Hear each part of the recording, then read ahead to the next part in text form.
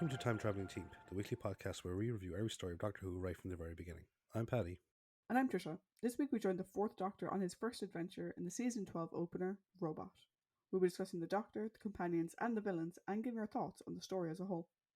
We'd also love to hear your thoughts on this story, so in order to join the discussion, you can check us out at Time Teamp, that's TIMETEAMP, on Facebook, Twitter, and Instagram, or you can email us at timetravelingteam@teamproductions.com. First though, I will give you the story recap, and apologies if my voice sounds a small bit hoarse. I'm a bit under the weather, but we shall persevere. Part 1. The Brigadier calls for the medical officer, Lieutenant Sullivan, to come to the lab at once. The Doctor then starts to come to, repeating a statement he made to the Brigadier during their encounter with the Brontosaurus. However, he then begins to speak gibberish before falling unconscious again. Sullivan arrives and has a pair of orderlies take the Doctor to the sickbay, and Sarah Jane goes with them. Benton arrives with a list of reports, and the Brigadier explains to the confused Benton about the Doctor's regeneration. Later that night, a weapons research facility is broken into, and a set of top-secret plans for a new disintegrator gun are stolen. The Brigadier goes over the theft with Sarah Jane and theorizes that a small commando unit must have infiltrated the site with some machinery to break into the vault containing the plans.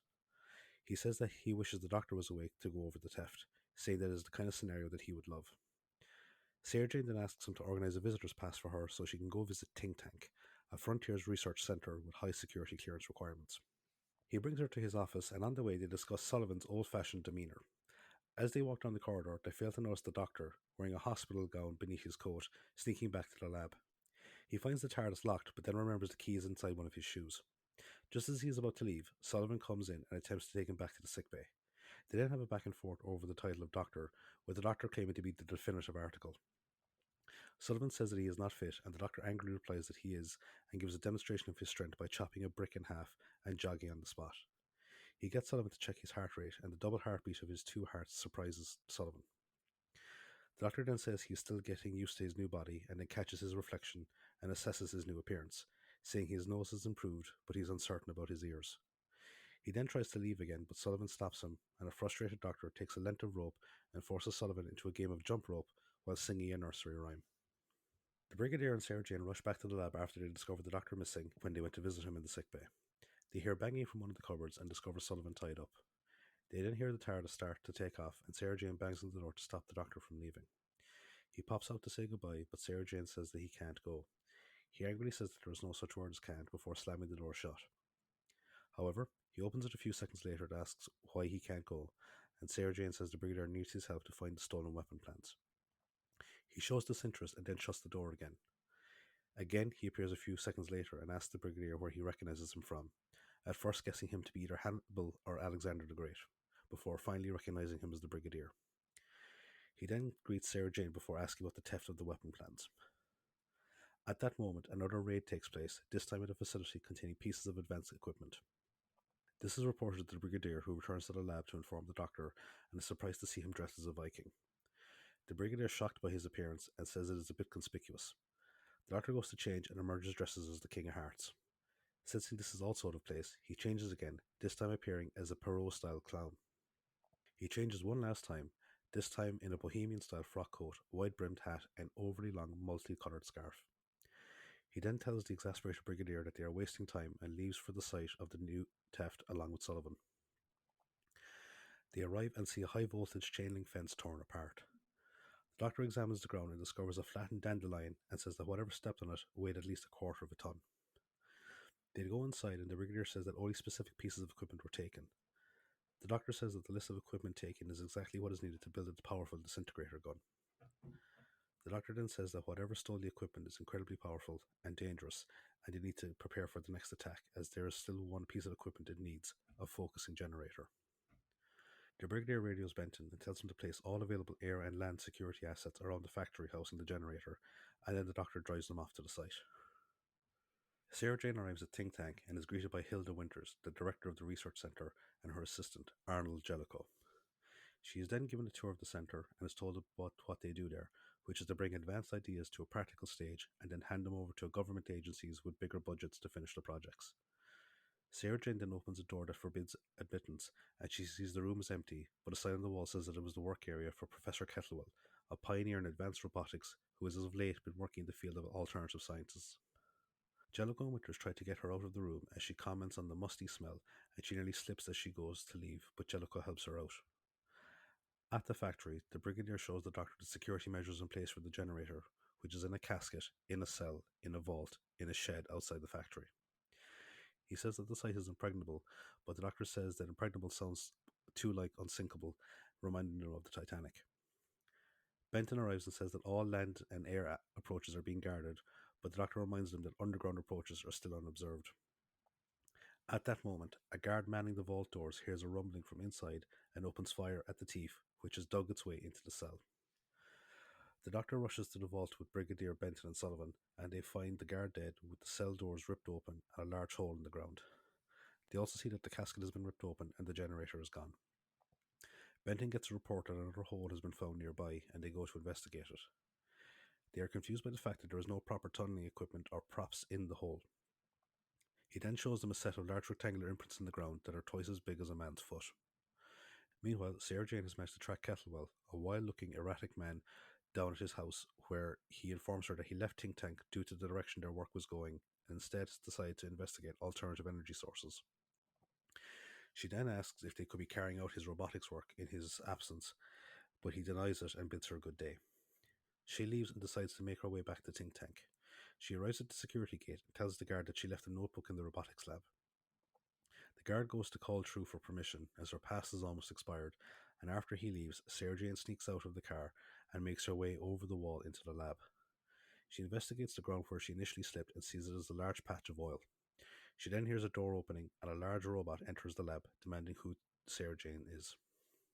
Part 2. Sarah Jane flees from the lab and runs into Winters and Jellicoe, who says that the appearance of the robot was actually planned by them, as they realize that she would probably try to sneak in and find it. After catching her breath, Sarah Jane accepts their offer of being shown the robot again. After a while, the robot appears with Jellicoe, and Sarah Jane asks what its purpose is. The robot identifies itself as K1 and says that it was designed to replace human workers in dangerous but required occupations, such as mining and nuclear waste disposal. Winter stops K1, and when Sarah Jane asks why they were so secretive about the robot, she says that she abused the privileges granted to her through her visitor's pass. Sarah Jane apologizes and then asks if K1 is dangerous, saying that it could potentially be used as a weapon in the wrong hands. Winters then tells K1 to kill Sarah Jane, saying she's a spy, but K1 begins to act erratically, as if it cannot obey, as causing harm would violate its prime directive. Winters tells K1 to stop, and Jellicoe tells the startled Sarah Jane that the prime directive prohibits K1 from causing harm to humans. Sarah Jane says it was a cruel demonstration, as it clearly caused K1 distress, but Winters says it is just a machine. Sarah Jane asks the robot if it is okay, but it replies that her concern is illogical before Winters orders it to deactivate. Sarah Jane coldly thanks Winters for the demonstration, but before she leaves, Winter tells her to keep quiet about what she saw, otherwise she will make public Sarah Jane's illegal trespassing in the lab. Sarah Jane leaves and Jellicoe chides Winters for the demonstration, saying that K1's recently reset inhibitor chip could have malfunctioned, but Winters sarcastically says it would have been an interesting test. Back at the Doctor's lab, the Brigadier runs through several theories as to the identity of the culprits, including an alien invasion and agents of a foreign power. However, the Doctor turns each of them down and says that the real culprits are nearby. He says that whoever they are, they must have access to funding, because otherwise they wouldn't be capable of building the robot responsible for the thefts. This statement is echoed by Sarah Jane, who is explaining her encounter with K1 to Sullivan as they enter the lab. Sarah Jane then voices her suspicions to the Brigadier, but he says he will need permission to investigate them, but by the time he gets it, Winters will be able to hide any incriminating evidence. Sullivan suggests that they find someone qualified to act as a spy, and the Doctor suggests that Sullivan himself be selected due to his medical qualifications. The Doctor then says that he would like to go visit Kettlewell. Meanwhile, at Think Tank, Jellicoe and Winters work on K1. Jellicoe says they need to emphasize to K1 that he must return after his mission, as the last time he went out, Jellicoe found him near Kettlewell's old house. Winters then shows K1 an image of a man that she says is an enemy of humanity and must be destroyed. At Kettlewell's house, Sarah Jane informs the annoyed scientist that K1 has been activated, but he refuses to believe her.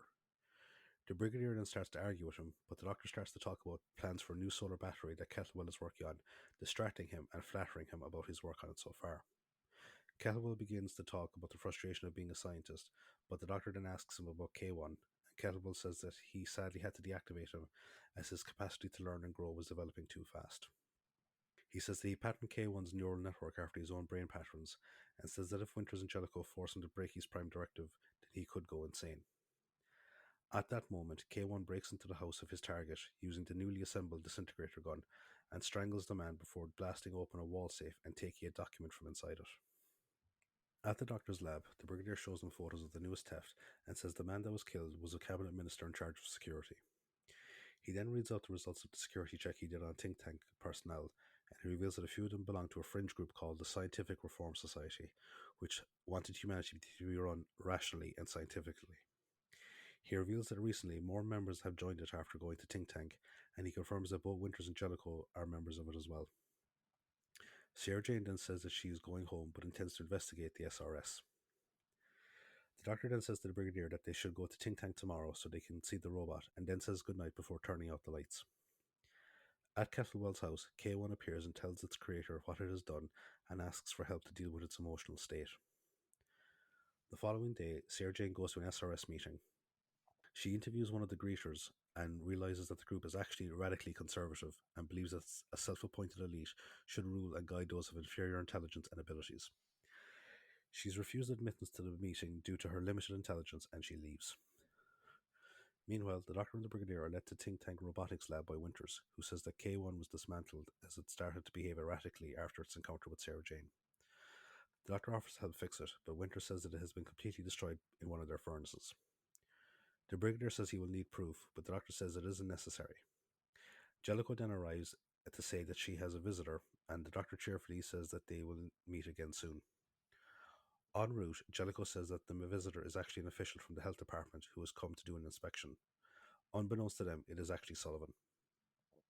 At the doctor's lab, he admits to the Brigadier that he doesn't believe Winters, but says that she knows that he doesn't believe her. The Brigadier then leaves to speak to the Prime Minister to get authority to raid think tank, and after he leaves, he gets a call from Kettlewell, requesting his help in dealing with K1. After Kettlewell hangs up, Winters and Jellicoe arrive. The Doctor leaves a note for Sarah Jane and then leaves in Bessie. A short while later, Sarah Jane arrives at the lab with Benton, who is explaining his recent promotion to Warrant Officer Class 1. She finds the note which says the Doctor has gone to Kettlewell's fully expecting a trap which he can deal with, but says he left the note in case he couldn't deal with it. Frustrated, she leaves to go after him, and Benton follows after her. At Kettlewell's, the Doctor encounters K1, who says that it must destroy him as he is an enemy of humanity. The Doctor does his best to avoid K1 by using marbles to try and trip him, as well as his scarf, but it is no use. After a couple of close shaves, he seemingly manages to deactivate K1 by placing his hat over his optical sensors, but it is a ruse and the robot clubs the Doctor to the ground before standing over him. Part 3. Sarah Jane bursts in and tells K1 to stop, saying that the Doctor is not an enemy. K1 remembers her from the lab, and Sarah Jane tries to make him see that Winters and Jellicoe are trying to make him act against his programming. K1 says that it is suffering as a result of the conflicting programs going through its neural network. Suddenly Benton bursts in, and despite Sarah Jane's pleas, he opens fire on the robot. K1 breaks through the back door and flees the scene, impervious to the bullets from the other unit troops trying to stop him. Benton asks if the Doctor is alright, and Sarah Jane starts to give out to him for opening fire, but stops when she realizes that he didn't know they weren't in danger. They suddenly hear banging from nearby, and Benton finds a tied up Kettlewell in a nearby cupboard. They take him back to the Doctor's lab, and he tells them about Winters and Jellicoe's arrival and their reprogramming of K1, while Sarah Jane treats his injuries. He then reveals that K1 is constructed of an alloy that he created that can actually grow as like a living organism. He says that he created K1 in order to help break down and remove all the metallic waste currently polluting the planet. Benton arrives with some tea for them both, and as they are drinking it, Kettlewell spots an SRS pamphlet that Sarah Jane brought back from the meeting. He says he went to one of the meetings before, but left as he didn't agree with their ideologies. Sarah Jane suggested he attend the meeting happening later that night so he can smuggle her in, thereby allowing her to get the proof the Brigadier needs to raid them. Benton objects, saying that he should wake the Doctor, but Sarah Jane says that he needs his rest after his encounter with K1. Benton then tries to order them to stay, but she points out that neither of them are unit personnel, and they leave. Later that evening, the Brigadier gives out to Benton for letting Sarah Jane and Kettlewell go, but Benton uses Sarah's excuse of authority. The Brigadier reveals that he wasn't able to get the approval to raid think tank, but the Doctor suddenly appears and says that they will need to go without it. He says he knows why the security minister was killed, but asks the Brigadier to confirm his suspicions. The Brigadier informs him that the three primary superpowers of Russia, the US, and China all agreed to give details of their hidden nuclear missile facilities to a neutral country for safekeeping, with the intention that if any of them made an aggressive move, then the details would be released. They all contemplate the devastating holocaust that would ensue if Think Tank used the missiles to attain the power they wanted. The Brigadier says that the SRS is a recruiting fund for the group, and then reveals that Sarah Jane has gone to the meeting with Kettlewell, a fact which shocks the Doctor. At the meeting, Kettlewell sneaks Sarah Jane into the meeting, where she takes cover behind a group of boxes. She is then stunned to see Kettlewell be brought onto the stage by Winters, who is giving an inspiring speech to the other members, and watches as K1 is revealed. Winters tells them that K1 will seek out and destroy their enemies, and then watches as it comes down off the stage and smashes the boxes, revealing her behind them. Just as she is about to be apprehended, the Doctor appears on stage and begins to perform a comical vaudeville act to distract them, but he is also captured. He then asks Kettlewell why he is helping the SRS, and he says that they are helping him save the planet. Winters then says that they will need to kill the intruders and tells the squeamish Kettlewell that they are too dangerous to be left alive. Suddenly, the Brigadier and Benton burst in, and the Brigadier says that he has the building surrounded. Winters, though, uses Sarah Jane as a human shield to escape, while Jellicoe uses K1, and they get into a van and drive away. The Doctor reveals Kettlewell's deception to the Brigadier and says that they need to find where Winters and the others have gone quickly. Benton says that he has Sullivan on the radio, who tells them that Think Tank facility is being evacuated to a bunker. However, before he can reveal any more, he is knocked unconscious and taken away. The Brigadier thinks he knows where they are and then drives into an atomic fallout shelter that was built by Think Tank, and Benton sets up a security perimeter around the area.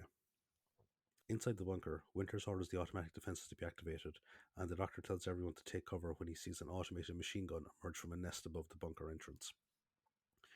Winters then calls the Brigadier, who demands her surrender, but she refuses and says that she has Sarah Jane and Sullivan as hostages. The Brigadier repeats his demand for her surrender or he will attack. She again refuses, and this time says an ultimatum has been sent to every government in the world, and if it is not met within 30 minutes, then they will launch the nuclear missiles using the code stolen from the security minister's safe. The Brigadier, refusing to kowtow to her, orders Benton to find any other machine gun nests and destroy them with grenades. Once that's done, the Brigadier orders his men to advance, but the Doctor stops them before using his sonic screwdriver to remotely set off the mines hidden near the entrance. He then uses the screwdriver to begin cutting through the lock. Winters watches the attack through a security monitor and tells Kettlewell to start the missile launch sequence. He says that he will take time, and Winters tells Jellicoe to arm K1 with the disintegrator gun so he can buy them some time. Jellicoe tells the robot that they are under attack from the enemies of humanity, and Sarah Jane begs K1 not to listen to it, but is no use. The Doctor hears the doors opening, and it tells the Brigadier to order his men back as he knows that something is coming out to face them. They watch as K1 emerges and disintegrates one of the soldiers that moved forward to snipe at him. The Brigadier then calls up a tank that he earlier requested, but the Doctor says it won't work, and a few moments later they watch as K1 disintegrates it before telling them to leave or they will all be killed. Part 4. Inside the bunker, Kettlewell is shocked when Winters tells him that she actually intends to launch the missiles, and she forces him to start the launch sequence, which will fire the missiles in 5 minutes. She then goes with Jellicoe to check their food supplies and tells Kettlewell to keep an eye on things outside. Jellicoe then asks what they're going to do with Sarah Jane and Sullivan, and Winters says that they will have to be killed later as they can't afford to feed them. Unbeknownst to them, the duo manage to get free and make their way to the control room, where they see Jellicoe stopping Kettlewell as he attempts to smash the countdown computer. Sullivan struggles with Jellicoe before managing to knock him out. Sarah Jane asks if he can abort the countdown, but he says that he can only pause it, and they then rush to the exit. Outside, the Doctor informs the Brigadier that the range on the disintegrator gun is nearly limitless and asks that he create a diversion so he can get back to the entrance and finish cutting through the lock. Suddenly, they see Sarah Jane and the others emerge from the bunker, and the Doctor makes his way towards them as Sarah Jane pleads with K1 to let him pass so he can stop the countdown. K1 enters another emotional state as it begins to struggle with its new programming, and Kettlewell tries to reach out to him, but the erratic robot kills its creator with the disintegrator one. K1 then falls to the ground in a fit of distress, and the Doctor leads Sarah Jane and Sullivan back into the bunker. The Brigadier follows close behind and takes the disintegrator one from the motionless robot. They arrive at the control room to find Winters reactivating the countdown sequence. Sarah Jane picks up Jellicoe's gun from the floor and threatens to shoot Winters unless she stops the sequence, and the Brigadier angrily demands that she cancel it. Winters arrogantly states that there is no stopping the launching of the missiles, and the Brigadier orders Benton to take her and Jellicoe away. The Doctor then rushes to the control station and manages to stop the sequence after 2 seconds. Sarah Jane then remembers something and heads back to the room where she was held captive, but comes across K1. Outside, Benton reports that Winters and Jellicoe managed to get away after they were placed in custody, and he also reveals that Sarah Jane is missing. The Doctor says that they need to find her, as K1 will most likely seek her to help navigate his emotional distress. He says that he will need to find some way to destroy him, as conventional weaponry won't work. Benton then recalls what Kettlewell said about K1 being made of living metal, and the Doctor thanks him for the information and then leaves for Kettlewell's lab, with the Brigadier sending Sullivan to accompany him. Inside the bunker, K1 tells Sarah Jane that it intends to destroy humanity, but that it will keep her alive. It then leads her outside and nearly kills a unit guard, but Sarah Jane stops K1. K1 then leads her to the control room and restarts the countdown sequence from the start, and knocks Sarah Jane to the ground when she tries to intervene. K1 then says that once humanity is destroyed, it will create a machine race to inhabit the Earth. At Kettlewell's lab, the Doctor works to create a virus that the dead scientist was working on to help him with his recycling plan. The Brigadier calls him and tells him about K1 locking itself in the bunker with Sarah Jane, and the Doctor realizes that the robot is suffering from a massive Oedipus complex. He remembers that the power is still on to the bunker and asks the Brigadier to shut it off, but when he is told that it can't be done, he advises the Brigadier to contact the superpowers and have them prepare their emergency failsafes. The failsafes are operated with 7 seconds to spare, and Sarah Jane pleads with K1 to give itself up, but it leads her out of the bunker instead. At Kettlewell's, the Doctor enthusiastically tells Sullivan, who he now calls by his first name, Harry, that they have succeeded, and he leads him back to the bunker. K1 emerges from the bunker with Sarah Jane, and the Brigadier tells his men to hold their fire in case they hit her. He then uses the disintegrator gun against the robot, saying that they may be able to stop it without the Doctor's help. However, K1 begins to grow after it is hit by the gun, and it grows to nearly 40 feet tall. Sarah Jane tries to run away, but falls over, and K1 picks her up and makes his way through the countryside to the nearest village. He then puts her on the rooftop before turning to face the unit troops as they open fire on it with bazookas and heavy machine guns, which prove to be ineffective. The unit troops are forced to retreat as the robot rampages towards them, crushing a few under its feet as it tears through the buildings. The Doctor arrives and informs the bashful Brigadier that the robot fed off the energy provided by the disintegrator gun. He then gets Harry to drive Bessie towards K1 and then flings the metallic virus at it as they pass. They drive back to the Brigadier and watch as the virus spreads through K1's body, forcing it to shrink down to the size of a child before completely decomposing. Later at his lab, the Doctor tries to comfort a despondent Sarah Jane by offering her a jelly baby before saying he had no other choice. Sarah Jane sadly agrees, and they comment on how human K1 was. The Doctor then suggests taking a trip somewhere, but Sarah Jane says that they can't leave without telling the Brigadier. The Doctor then throws a little tantrum over the fact that the Brigadier wants him to attend a dinner with the Queen after writing a full report on the incident. Sarah Jane then takes the jelly baby, and together they make their way to the TARDIS. Before they leave, Harry enters wearing civilian clothes, and they ask him to join them. He scoffs at the idea of being able to travel anywhere in the battered old police box, which hurts the Doctor's feelings, and despite Sarah Jane's warning, he tricks Harry into the TARDIS. They then leave just as the Brigadier arrives, and he says he will have to tell the Queen that they will be late for dinner. End of the story.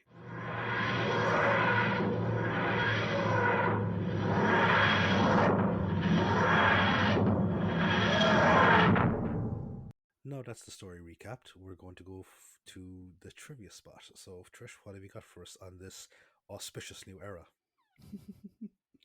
Well, thank you for the recap. I know it wasn't easy as you were feeling under the weather. Mm. Trivia for Robot.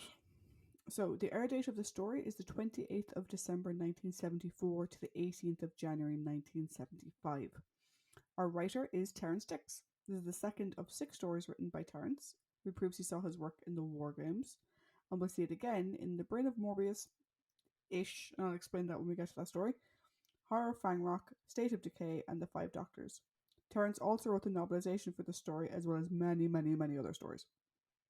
Terrance had been working as the script editor on the show up until Planet of the Spiders, which was last week's episode, and he'd been the script editor since the invasion. So he was the script editor for the end of Troughton and all of John Pertwee's run, which is great. Mm. Taking over from Terence is Robert Holmes, who we've also discussed before. Mm-hmm. Terence kind of realized that he's now going to be like a freelance writer. He's not going to have a steady paycheck.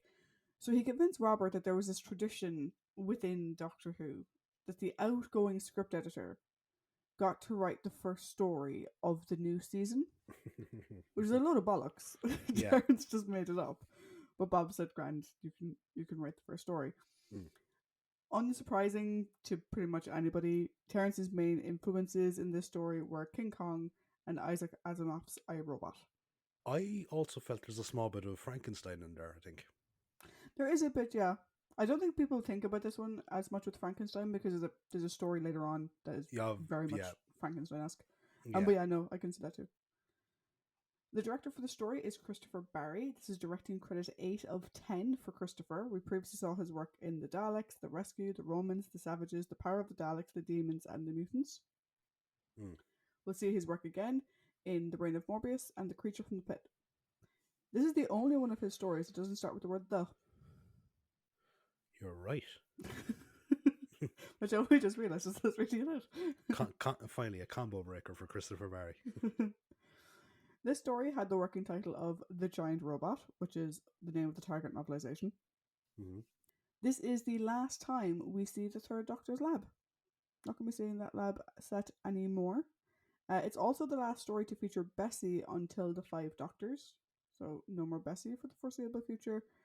And it's the last occasion where the current Doctor drives Bessie until Battlefield, which is like the Seventh Doctor's last season. Yes, I it think. is. I think no, it is the last season.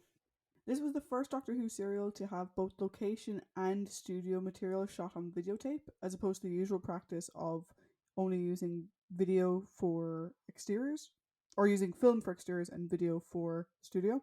Mm. The reason for this was that there was so much visual effects required, it was easier to do that with videotape than it would have been with film. Yeah, because it is. It's actually jarringly noticeable that the exterior shots are done on videotape as opposed to film because we've been so used to it for the last however many years. Yeah, but I think having all of it done one way is actually quite good because like there's obviously in previous stories you have the contrast of video versus film where like the exteriors like feel completely different, whereas this feels like a nice flow. Oh, and that's the strange thing, like, because it's like now that it's actually all uniform, Hmm. it's so jarring with the fact that it's the It's jarring that it is yeah, uniform. Yeah. yeah. Benton is promoted to warrant officer, as you mentioned in your recap, which Mm. entitles him to be addressed as Mister. I Mm. wasn't aware of that. But that's where Mr. Benton comes from. Yeah. This isn't reflected in the credits, though, which still give him the rank of sergeant, Boo. which is a bit shit. The story also is the debut of new opening title sequence. Obviously, we're changing the Doctor, so John Pertwee is out and replaced with Tom. There's also the TARDIS police box exterior is used as well. And this is the first time in which the title sequence changed, but the series logo didn't. Which I hadn't realised that the series logo usually coincides with the title change. But now that I think about it, that makes perfect sense. Mm. This is actually the first story that uses the Brigadier's full name. We didn't know his middle name was Gordon before now. Well, you and I knew it, Yeah. but it wasn't actually said on screen before now. Yeah, it's always just been Alistair Lethbridge Stewart or Lethbridge Stewart. Yeah, so I hadn't realised that until I read it. I was like, actually, now that you mention it, uh, yeah, this is the first time that we get his full name. Mm-hmm.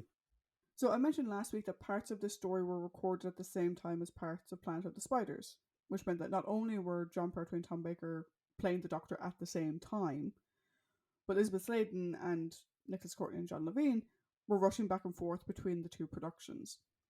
Mm. Now, I said last week that that kind of had a bit of an impact on Elizabeth Sladen getting to know like Tom Baker and Ian Marter, who plays Harry, because those two were able to sort of bond in rehearsals and stuff, whereas Liz was running around between two productions. And she said later on that not by any sort of ill intent on either of their parts, they were both lovely. Mm. She kind of felt like the third wheel sometimes because they kind of bonded as the new guys together, and then she kind of just turned up. Yeah. after being off doing Planet of the Spiders, which is a little bit sad, I think. Also, I meant to bring it up last week, but wasn't there a thing about how when they did the regeneration sequence, Hmm. like John just got up and like said goodbye and walked out. He didn't really stick around to. Yeah, I've heard that as well. Like, I mean, they were obviously still filming, so Hmm, John just got up and left, and Tom lay down. So there was yeah. no um fanfare over it. Hmm. No, I'm sure they obviously celebrated later, but it was pretty much like continuing to film. Do But you know? like but as you say, like I suppose it's by the fact that they were filming two stories concurrently, whereas like obviously I think it's more like there's like the very now famous video of David Tennant's emotional goodbye speech on the set, Yeah. but by I suppose by virtue of the fact that there's shooting blocks and we no longer do the whole carryover of Mm. last 2 minutes of a story enters into the first 2 minutes of the new story, Yeah. there is a bit more time for handshakes and all that type of jazz. Oh yeah, completely. This is the first story to introduce a new companion since The Wheel in Space to not be written by Bob Holmes, but script edited by Bob Holmes, so it still counts Yeah, there's a in Bob my mind. Holmes connection. Professor Kettlewell's hair. Mm. That was actually a suggestion of Edward Burnham, who played Professor Kettlewell, because his hair does that actually normally. If he lets his hair grow out, that's the way it grows, and so they decided to keep it. Do you know what it reminds me of? Home Alone 2 after Marv gets electrocuted. Obviously, it also has a little bit of a Einstein-esque Yeah. look to it, although it's greatly exaggerated, obviously. Mm. Um, the Doctor comes out in many different clothes. Mm-hmm. You sort of mentioned the sort of Piero clown outfit. He also came out dressed as kind of a Norse Viking type outfit. Yeah. And then he also came out dressed as the King of Hearts. Mm. That actually came from a 1972 musical version of Alice in Wonderland. Although the hat that he wears was worn by the Knave of Hearts, Mm. particularly, presumably because Tom Baker had a very large head. So. Yes. Big curly mop of hair on him. Terrence said that he drew on the Avengers episode The Mauritius Penny, which he co-wrote Malcolm Hulk, when he was doing the story, particularly the scene in which Sarah Jane infiltrates the Scientific Reform Society. He kind of reused some ideas that he'd done in that Avengers story. That actually is kind of an interesting point because when Harry is introduced as like Mr. Sullivan from the Ministry, he's wearing like a bowler hat, kind of like the type that Yeah. John Steed would wear. Like he even has like a very Patrick McNee look about him. Yeah, there's a lot of sort of nods here and there, Yeah. which is great. And obviously, we get the nod to James Bond as well, Mm. which Sarah uses as a compliment and then later as an insult, As an insult. which is great. Terrence also admitted like he had no idea what the Fourth Doctor was going to be like. Mm. So he was based on Tom. You know, they didn't really have an outline for the character yet. This story pretty much is the outline for the character. So I looked at Tom and went, okay. Yeah. And then just based it around Tom. This story would go on to inspire one of mine and Patty's favourite audio series ever, Mm-hmm. which is the first season of the Sarah Jane Smith spin-off series by Big Finish.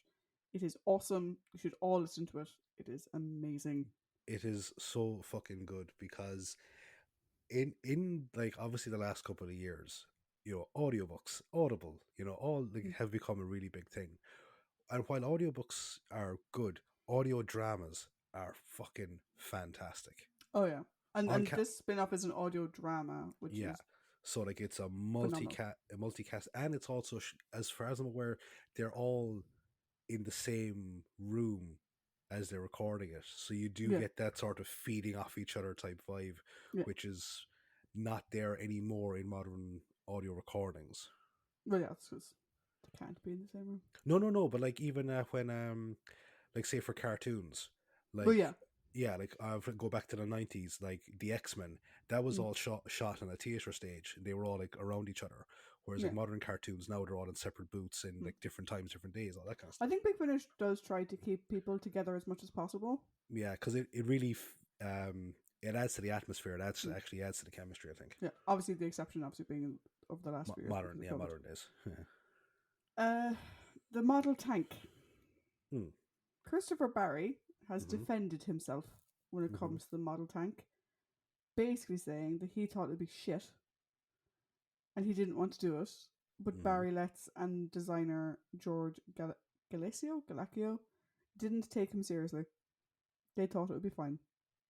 Now, I must say, as someone that has watched many a kaiju movie Hmm. from the 50s and 60s, this was actually not a bad shot. I thought it looked good. It's alright. Do you know, it's fine. But, like, I think they could have done without showing it in the reprise. Mm. You know? Interestingly, Christopher Wright did consider Colin Baker for the role of Jellicoe in this story. While it would have been good, I think Hmm. it would have been a bit of a waste of Colin's talents. I think so too, although I do like the guy who plays Jellicoe as well. Oh, I think no, he's really good. don't get me wrong, but I will discuss Jellicoe, when Hmm. we get to it. But I think for someone of Colin's really good talents, I think that would be a small bit of a waste of a character. I think if you're going to put Colin into a role, he has to be primary antagonist Hmm. Or protagonist. or protagonist. Yeah, but you know what I mean. Yeah. This is the last regular cast appearance of Nicholas Courtney as the Brigadier and John Levine as Benton. While we will see them in a few more stories, this is their last, story as part of the regular Mm, cast. Continuing on, their sort of guest actors coming back to reprise their roles. Onto our cast, though. So, as Helen Winters, we have Patricia Maynard. This is her only This is her only on-screen Doctor Who credit. However, she does reprise her role in that previously mentioned Sarah Jane Smith series for Big Finish. mm, Her non-Who credits include Dixon of Dock Green, Doomwatch, The Last of the Mohicans, The Sweeney, Crown Court, Hammer House of Horror, Casualty, and The House of Elliot. Jellicoe is played by Alec Linstead. This is the second of 3 appearances by Alec. We previously saw him as Sergeant Osgood in The Demons, and that's we'll where I see him recognize him from. again in Revelation of the Daleks. His non-Who credits include Nicholas Nickleby, Angels, Anna Karenina, Crime and Punishment, Tucker's Luck, Lovejoy, Agatha Christie's Poirot, and Goodnight Sweetheart. Professor Kettlewell is played by Edward Burnham, as I already mentioned. This Hmm. is the second and final appearance for Edward. We previously saw him in The Invasion, where he played Professor Watkins. Mm. Edward's non-Who credits include Quartermass in the Pit, Emergency Ward 10, The Saint, The Avengers, 10 Wellington Place, Nicholas Nickleby again, and Oliver Twist. Edward passed away in 2015. The K1 robot is played by Michael Kilgareth. This is the third appearance for Michael. We previously saw him in The Tomb of the Cybermen, where he was the cyber controller, and in Frontier in Space, where he played the second Ogron. We'll Mm. see him again in Attack of the Cybermen, and he also appears in a number of audiobooks. Harry Sullivan is played by Ian Marter. This is not the first time we have seen Ian on Doctor Who. We previously saw him in Carnival of Monsters, where he, again, plays a naval lieutenant. Ian will go on to play Harry in 7 stories. He also wrote a number of Doctor Who Target novelizations and the novel Harry Sullivan's War. Ian passed away in 1986 on his 42nd birthday after suffering a heart attack brought on by complications of his type 1 diabetes. However, even though he passed away in 1986, one of his unreleased stories did see the light of day in 2019.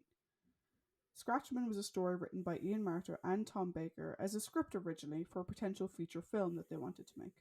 Mm. Sadly, the film never was made due to lack of funding, but in 2019, Tom Baker released the story as a novel.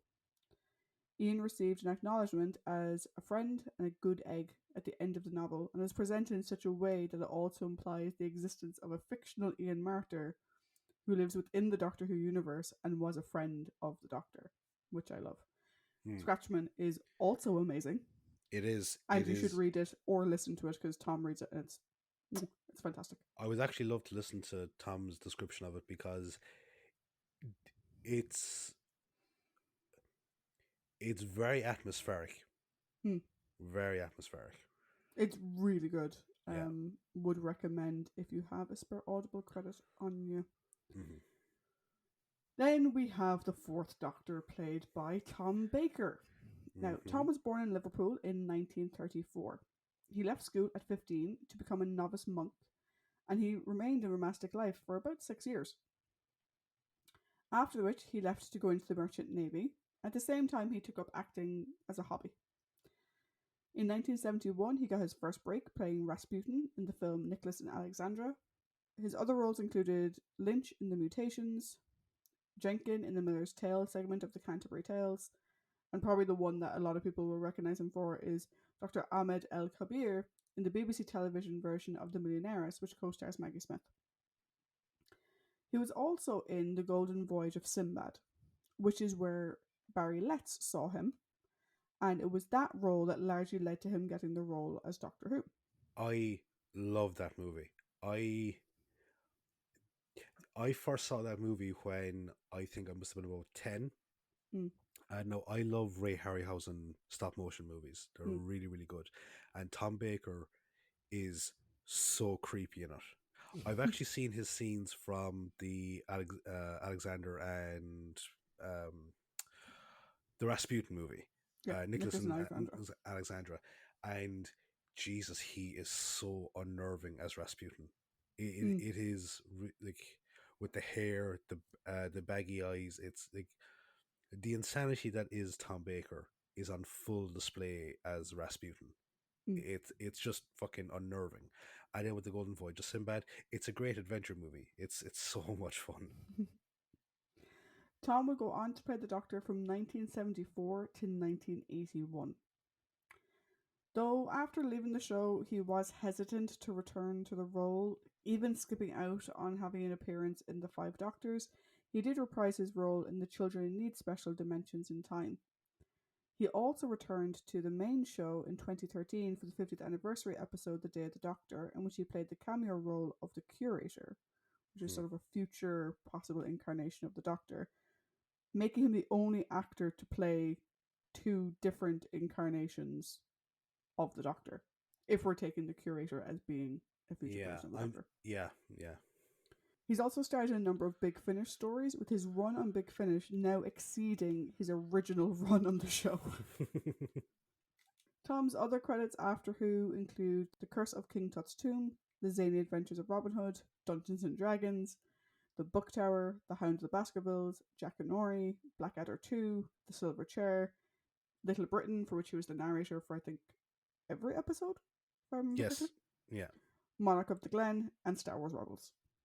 Apparently, he was also rumoured to be up for the role of Gandalf in Lord of the Rings after his Dungeons and Dragons performance. That would be very interesting. I again childhood memories of the Silver Chair. One of my Mm, earliest memory because that's the Chronicles of Narnia yeah. adaptation by the BBC, and one of my distinct memories of that is he plays the character Puddleglum. Sorry, Mm, Puddleglum, and I just always have this vivid memory of the cliffhanger being the kids think that he is crushed by a rock thrown by a stone giant, and it's actually very disconcerting to watch that as a small child. There was one other thing that he was. I'm pretty sure he was in that show Fort. What the fuck is it called? Fort Boyar. It's that. It's like the game show based on an old Napoleonic mm, fortress on a fucking island. yeah. Yeah. I just remember like I haven't watched all of Star Wars Rebels, but I do remember like being told like Tom Baker's in it. I'm like cool, and I Yeah, was like finding his clips online. yeah, he's pretty cool in that. As well as the previously mentioned Scratchman, Tom also wrote other books, including The Boy Who Kicked Pigs, which is a weird, brilliant, creepy, fantastic little book. Yeah, it's It's like very Roald Dahl esque, it's like the dark side of Roald Dahl. and it's just so very Tom. It's Mm. brilliant. He also wrote Never Wear Your Wellies in the House and other poems to make you laugh, and then his autobiography, Who on Earth is Tom Baker? Two more things that spring into mind for Tom Baker. Mm, One is his the show Dead Ringers, where John Coleshaw mm, dresses up as him, and then like they have a back and forth as like Tom Baker talking to Tom Baker. That's brilliant. And also, he on like the Fast Show spin-off Swish Tony, mm, he played like this 70s 80s kind of like those weird campy nudie horror movies, like from like not quite Hammer horror, but in around that Mm. era. And like like Swish Tony's a massive fan of him, and it's just Tom Baker like completely having it up. But like, there's one thing right there where his cameraman is in a wheelchair, and like Kenny Baker is also in it as like he's pretending to be Swish Tony. And the guy goes like, "Oh Jesus Christ! Like you got bloody Davros and R2D2 shooting in this movie." Oh, Tom is great. In fairness, like I've met him before. He is also um, of the classic Doctors. Mm-hmm. He is the, as in like the earliest incarnation, Mm-hmm. still living, of course. Like even though he kind of distanced himself from Who for a little bit, like he didn't come back for the Five Doctors and stuff. Mm-hmm. He is so amazing with fans at events. He's fantastic. Like he gets like mountains of jelly babies given to him at events, and he just loves it, and he's so sweet, particularly with little kids. Yeah. Because like he'd be like, "Yo, I am the doctor," like, and he just plays it as if he is the doctor, and there's no like, "Oh, yo, I'm the doctor's friend" or anything like that you might see from some other actors. He's like, "No, I am the doctor," and he just plays it straight. I remember like when I met him, it was, gosh, 12 years ago now, maybe. And there was a little boy dressed as the Cyberman, and Oh. like I think the kid was like 5, Mm. and Tom just like, I'd say he was talking to him for about maybe 15 minutes. I only remember that specifically because I was dying for a wee, and I was next in the queue behind the little boy. I had to stand there, kind of going, "This is lovely. You're very sweet, Tom. I'm down for a whiz though. Can you hurry it along?" Actually, I remember reading the thing where I think the reason that he didn't come back for the Five Doctors is because it wasn't actually long after his departure from the show. Mm, Whereas, like, Patrick Troughton had been gone from the show nearly, what, like 3.5 years? And because mm, of the longer story lengths per, the longer episode length per story, mm. that run, it would have been really less time. So it would have just been as if like he had been gone and then come back not that long after. Yeah. Yeah. But anyway, we'll get to that when we talk Yeah. about the Five Doctors. Mm-hmm. Yeah.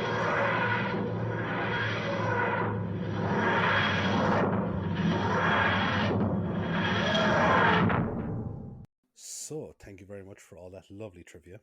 You are more than welcome. So now we're going to go on to the character discussion. So, as always, we have the Doctor, the companions, along with any prominent characters, and then the villains of the piece.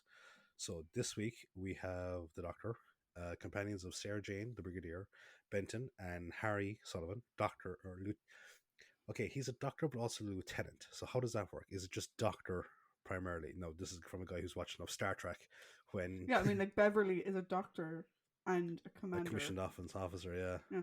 Also, just pointed out there, purely out of spite. Yes, CBS, Beverly existed. Mm-hmm. Just putting it out there. You can say her name. It's fine. I'm not bitter or anything. Um, Absolutely I not. think it goes. I think in Stargate, Mm-hmm. it went military title first. So like Okay, Sam was Captain Doctor. gotcha. So it would be Lieutenant Doctor Harry Sullivan. Okay, cool. So yeah, Lieutenant Doctor Harry Sullivan. Then we have four other characters. There's Winters, Jellicoe, K1, and Kettlewell. Now, Hmm. obviously, Winters and Jellicoe are villains. Yes. Now, I put K1 as a villain, but Kettlewell is a prominent character. I would almost invert those. Put K1 as Mm. the prominent and Kettlewell as the villain. Mm. All right, I can see. Yeah, I can see that. I can see why. One has control of his actions, the other one does not. Mm. Before the very end. And at the end, it's not his fault. All right. Okay, how about we go with the definites first, so the Doctor and the companions, and Yeah. then when we get, Then we get, can see. yeah, we get that Yeah. then. So the Doctor, will you go first, or will I go first? I'll go first. Okay. I see the doctor is still keeping his keys in his shoe. Mm-hmm. Interesting that. Smart man. So Tom's doctor is very different from John's, and yet very much still the doctor. Like you see him, and you can see the carryovers from John. You know, the scientific mindset, You can see the energy and the zaniness and stuff like that from the previous incarnations as well. Mm-hmm. Tom's doctor, though, is crazy, energetic, boyish. He has a little bit of an emotional imbalance. He gets very upset or angry very quickly, Yeah. although Kempo did warn us that this was going to happen. Mm-hmm. Um, I I loved him in this. It's such a fantastic introduction, and like spoilers. Obviously, I've seen a lot of Tom's run. Yeah. This is just the perfect introduction to that character. Mm-hmm. His interactions with everybody are brilliant. Mm-hmm. I would have loved to have seen a bit more of him with Sarah. I'll get more to that Mm-hmm. when we talk about Sarah Jane as a character, but what he had with Sarah was lovely. Mm-hmm. His dynamic with Harry is off to an amazing start. Mm-hmm. And I like how, in many ways, the way he is with the Brigadier, while it has certain components of John, it's much more like Troughton's was. Yeah. He's excited to see him. He's participating. He's not giving out about the use of military force or whatever. Even like, he calls it when it's not, it's not enough or it's not applicable or whatever. Mm-hmm. But like, there's no sort of demeaningness to him that John's doctor sometimes had. No. Also, not to completely shit on John's doctor, but third doctor take notice. Sarah disappears, and immediately the fourth doctor gets angry at the people who should have been looking out for her, and he is not indifferent and cares for her well-being, No. even though she's been swatted off by herself for pretty much this entire story. But yeah, overall, I think for Tom, this is like a fantastic introduction story, and he plays the character just perfectly. He sits into it like you'd swear he'd been playing the character for years. Which Mm-hmm. obviously, find out that Terrence basically wrote it as Tom, Yeah. and this is the comparison that people always make, that Doc Tom is basically just Tom Baker. Tom. Mm-hmm. But it just works so well. How about you? Cool. So the day has finally come. Hmm. Harpo Marx is now the doctor. There is a huge inspiration of specifically Harpo. Now, obviously, there's a small bit of the Groucho walk, but in terms of the facial, the eye bulge, some of the mannerisms, the smiles, there's Harpo there, and it's great because me and Marx brothers. And I agree with you like that. I love the follow through on the new regenerations. In the sense of like he's something that we haven't seen before, Mm. but at the same time he is, Yeah. because like the happiness at seeing the Brigadier and Sarah Jane, much like the second Doctor, or at the very end when he's having his little sulk and he holds out the jelly baby, to Sarah Jane. That's a very second Doctor thing. I think some of his like when he distracts Kettlewell by talking about his scientific acumen and all this type of stuff, that's very third Doctor. Yeah. And I think some of his, or even when he's building his little fucking tower of odds and His ends, Tower of Nothing, his tower which of I just nothing. love that it does nothing.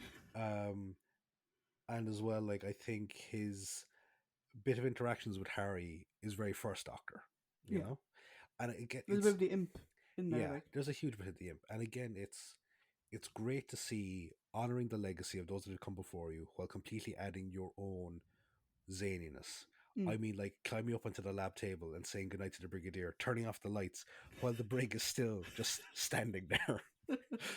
Like, I love that moment. Or I love his clothing changes as well. It's so funny. It's just such a funny sequence. Yeah.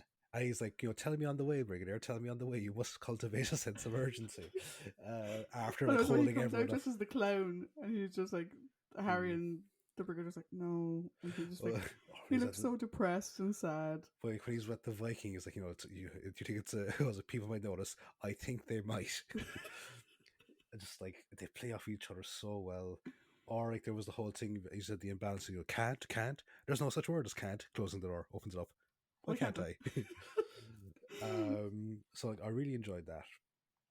I also love the carrying on John's tradition of taking the piss out of what you used to look like, because he's like, the nose is a definite improvement. As to the ears.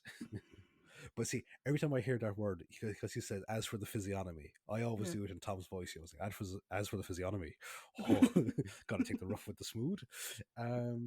This is actually a very quotable It really is. It's such a quotable story. But in terms of the doctor, not just Tom, right? In terms of the Yeah. doctor, we get the scientist, we get the Mm. detective. Like, I love where he's there, like with the little diamond Mm. eyeglass to look at a bloody dandelion, or he Mm. just blows it into the brigadier's face is fucking funny. Or the whole thing, like unsinkable sounds like too much impregnable. What's wrong with that? It's like, Impregnable sounds too much like yeah, unsinkable. not nothing as the iceberg said to the Titanic. Glub glub glub. It's like that's fucking dark. What makes it though is the glub glub glub part. Yeah, absolutely. But like, I think my favorite moment of him in this entire thing is when he gets the rope and starts to skip with Harry. Mother, Father, I I feel feel sick. sick. Fetch Send for for the doctor, quick, quick, quick. Mother, shall Shall I I? die? Yes, my darling. By Bye and and by. bye. One, One, two. It's just, three, it's four. fucking That's fucking brilliant. brilliant. It is. Like, I would say, like, as good as Patrick and John were in their regeneration stories, Mm. I think Tom has just completely blown them out of the water. Yeah, like Tom's doctor and Tom himself, it's just you can't help get caught up in it. No. Do you know?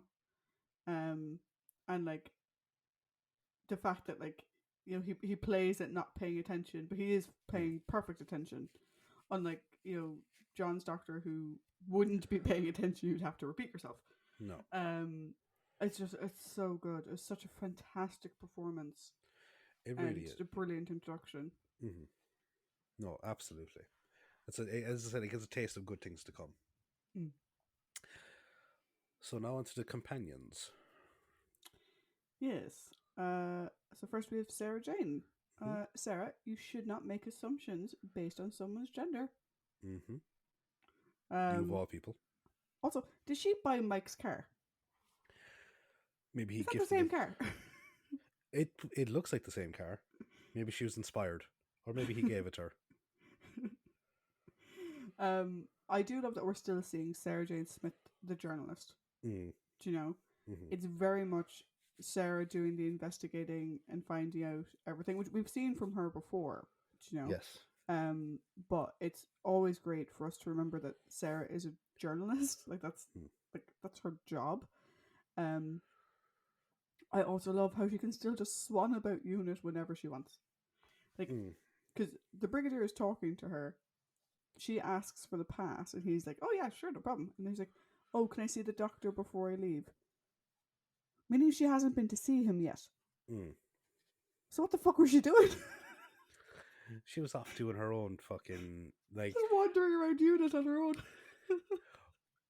But also as well, like that.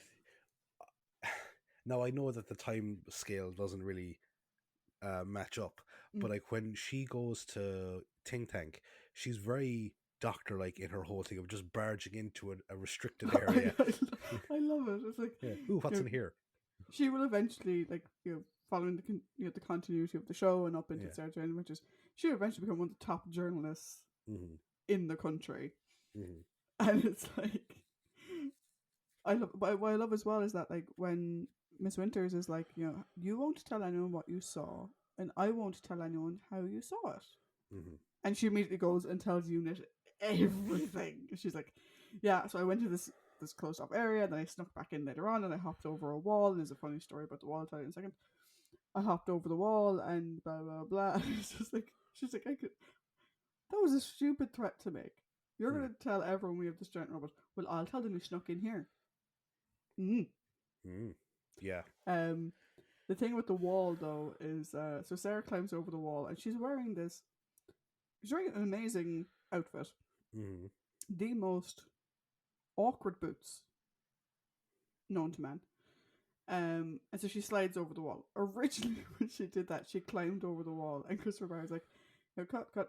Liz, that was great, but could I see your face and not your arse, please? Because she went like legs first. Just stuck her ass to the camera.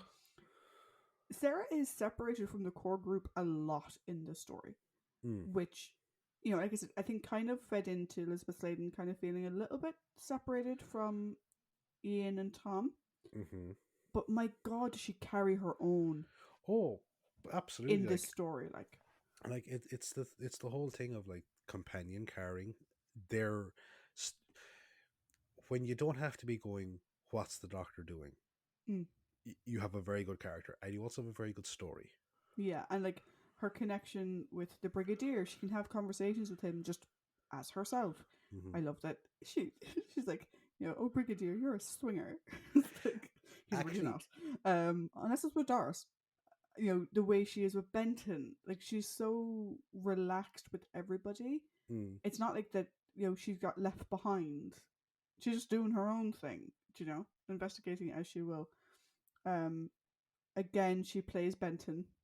Poor guy. And we'll talk that more. I think when we're talking about Benton, mm, I was like, do I work for UNIT? mm. No, miss. Am I under arrest? No, miss. I was like, then you can't really do anything, can you? No. It's like, bye bye. See you later. I actually loved her in.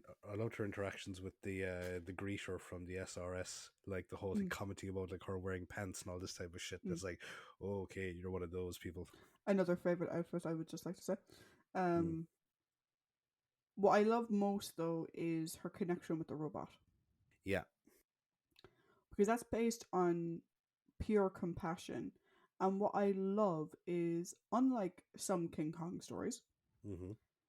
Sarah never turns on the robot. Hmm. Her compassion for the robot is there from beginning to end. Mm. Even though she knows that it's doing terrible things, she also knows why. Yeah. And like she never like she begs it to stop, but she's never getting angry at it, and like she's never looking for a way to destroy it. Though obviously in the end they do, but Sarah wasn't involved in that.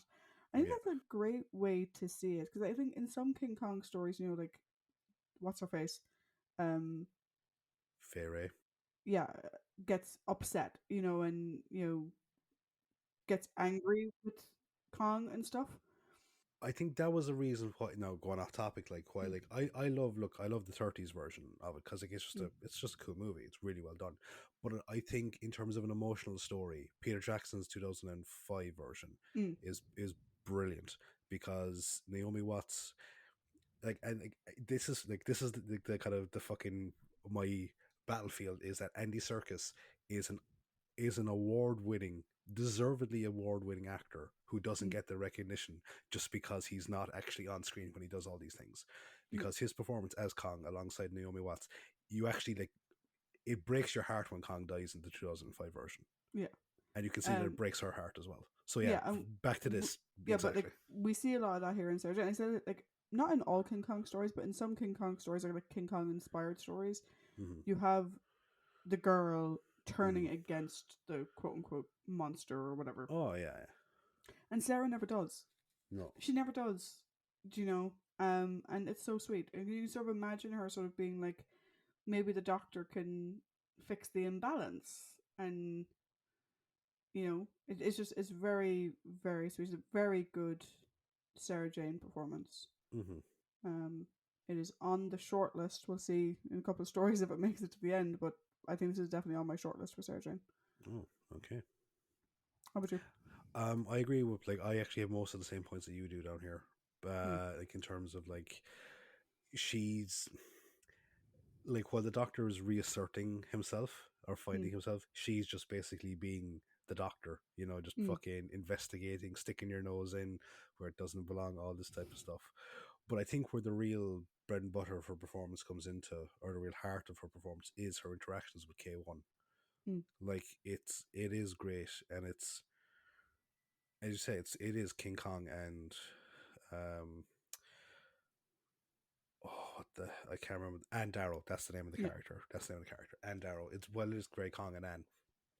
mm, Um, it's just like it makes you like really really fond of her, and it's why I think it's the hallmark of a good companion in the sense of like you try and find the humanity in the misguided villain. I won't say it now. There's a an episode where a villain has an mm, interaction with the companion, but it's not the same. Yeah. because here we have a misguided character that is on the threshold of acting one way or the other, Mm. as opposed to one that is guilty of unspeakable fucking crimes, Mm. trying to stave off debt. So Mm. here it's very different, and no, like it's just when at the very end when she's so despondent, you do feel for her, like, and if there had been any other way type thing, you know. Yeah. And like the doctor does try to kind of, he does cushion her the blow, but also presents the reality was like that he was very human. He was capable of great good, but also great evil. Yeah. So yeah, it's I as think you as well, like. like if you're a fan of the revival era of the show, or if you're a fan of the Sarah Jane Adventures, Mm, her being devastated over the loss of a robot dog, mm, you can see that that's perfectly in tune with her yeah, character mm, going back to the story. yeah. And like again, like it's the sentimentality, or not the sentimentality. It's, I suppose, the byproduct of being an associate of the Doctor is that you actually get to see, like, whereas maybe once upon a time Sarah Jane would have said like, oh, he's just a mindless machine. Mm. Now she sees the humanity within that machine, Yeah. and she's fighting for it. So yeah, no, it's a really good Sarah Jane story, and I would say, yeah, you're on the money when it comes to a shortlist Mm. candidate. Then we have the Brigadier. What do you Ah, think yes. of Alistair this time around? Ah, the Briggs casual racism. You'll love to see it. So, to explain that, the the Briggs says that the UK was chosen to be the holder of the missile launch codes, and the Doctor makes he says like, oh, all the other countries are foreigners, and the Brig goes, well, quite right, and then he kind of catches himself to realize what he just said, and it's just like, oh, you fucking love it. I love how he doesn't really bat an eye. Like, he's witnessed the regeneration now this time, okay? Mm. He's actually seen the transformation. And he doesn't bat an eye. He just Yeah. fucking rolls with it.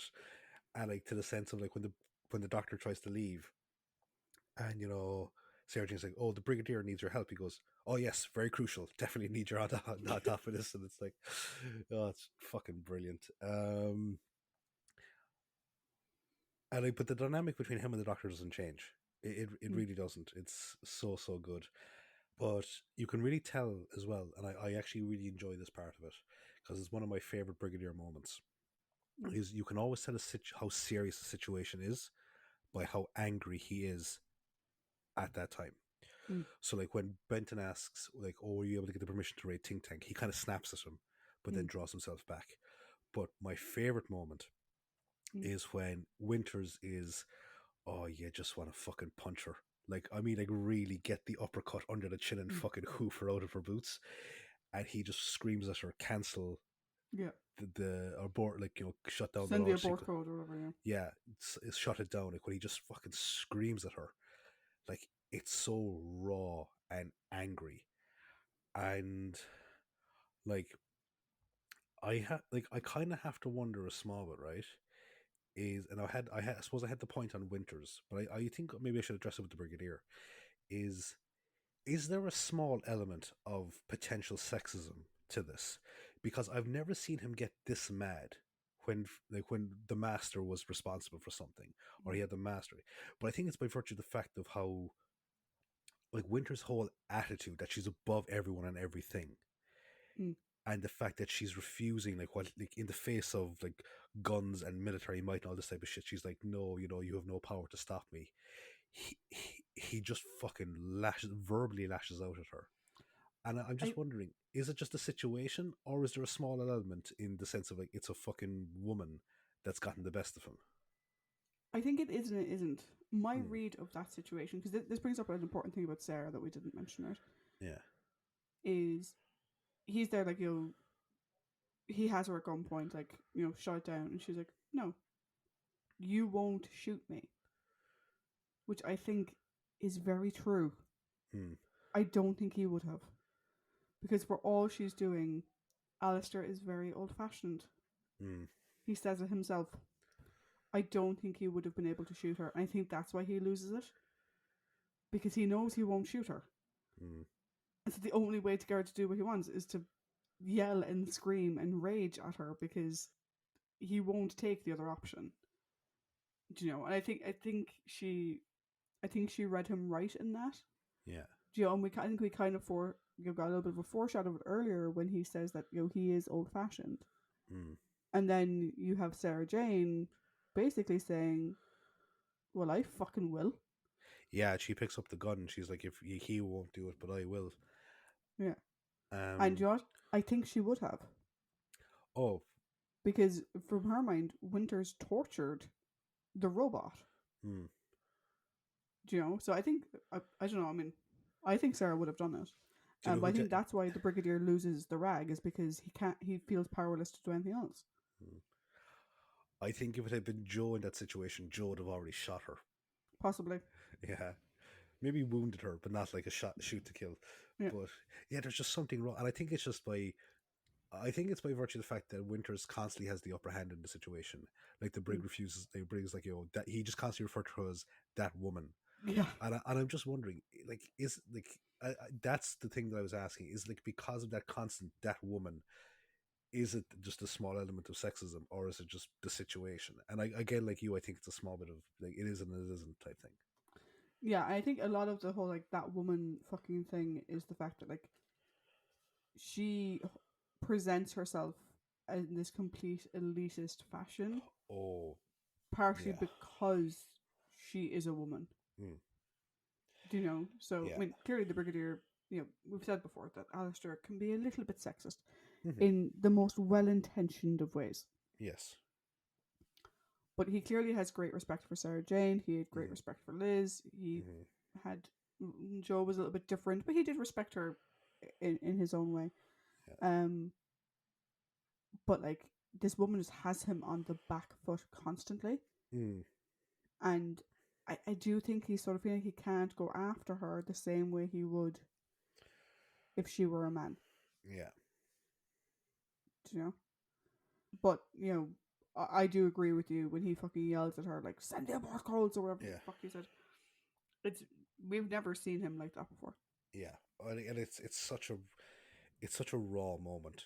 It's Mm. great because it kind of reminds me of Nicholas Courtney's performance as Brett in Yeah. Dalek's Master Plan, and like which, like, had we not known that he was going to be the Brigadier later on, Mm. like we loved his performance in it just because of his performance, not because we knew it was Nick Courtney, future star of the show. Yeah. No, Brett. Justice for Brett. Justice for Brett. Brett was amazing, and I think you know something I noticed during John's run on the show, and this isn't John's fault, was during No, no. Terrence's um, Script editing. script editing, is the Brigadier that we see in John's run, and even a little bit the Brigadier we see here, is not the same Brigadier we saw before. This Brigadier is held back in many ways by restriction, Hmm. but also he's often played as the funny man. Yeah. Like that he's a bit simple, Hmm. that he's, just blows shit up, and that's all he does, and that's all he knows how to do. And, ESP stands for extrasensory perception. Or the line in this one, like, just once I wish we met an alien menace that wasn't impervious to bullets. Yeah, but like that line is actually closer to the Brigadier of the Invasion, or to the Colonel, that's the of the Invasion. Or Web of Fear. Web of Fear, yeah, like, because I think that's what we get here at the end, is like, he is still that man. I mean, yeah, he has his funny moments with the Doctor where he doesn't understand what the Doctor's talking about and whatever, but I like that we still get the fact that like he is still the Brigadier, like, do you know what I mean? But yeah, other things I loved about him in the story is, like I said, he takes things as they come. Like his whole thing to like, I need him. Oh yeah, no, I do. Oh yeah, the thing. Yeah, cool. And he's like, Sarah, what the fucking word? Cool. Yeah. No. Yeah. Cool. I have to go. Sarah, what am I saying next? Oh, that's no. That thing's right. I also love how he just tells everything to Sarah because he's so used to having the Doctor to tell things to. Mm-hmm. I was like, I shouldn't be telling you this. Then why are you? I suppose I just wanted someone to tell. I was like, oh. Um, Also, like he tried, like this is kind of like the bit of like the brigadier, the buffoon type thing. Hmm. He saw an advanced weapon and he just had to give it a go. Yeah. He had to try it. Best efforts forward. Didn't really go his way. Um, I think though of a lot of his recent performances, I think this is actually one of his most complete Mm. because we have the brig is going to break aspects of the story. Mm. We have his frustration. We have his eye rolls at Benton.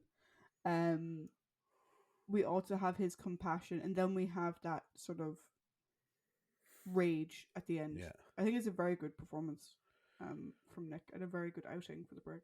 Mm. No, I agree. I agree. It's a shame that he is no longer going to be recurring. Yeah. And then we have his sturdy right hand, Yep. Warrant Officer Benton. So we actually get Benton gets a treat, but we also get a treat because he gets a Mm. promotion, and we also get to see Science Benton. Yeah.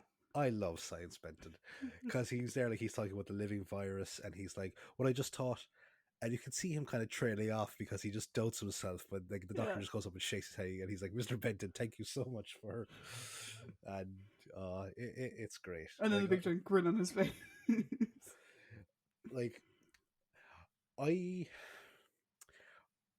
I love Benton, and Mm. this was a story that completely exemplifies it. Also, you can really kind of tell that it's been a while since Nick and John appeared on the show because their hair has gotten very 70s as opposed to like the standard military cuts that they Yes, it had has.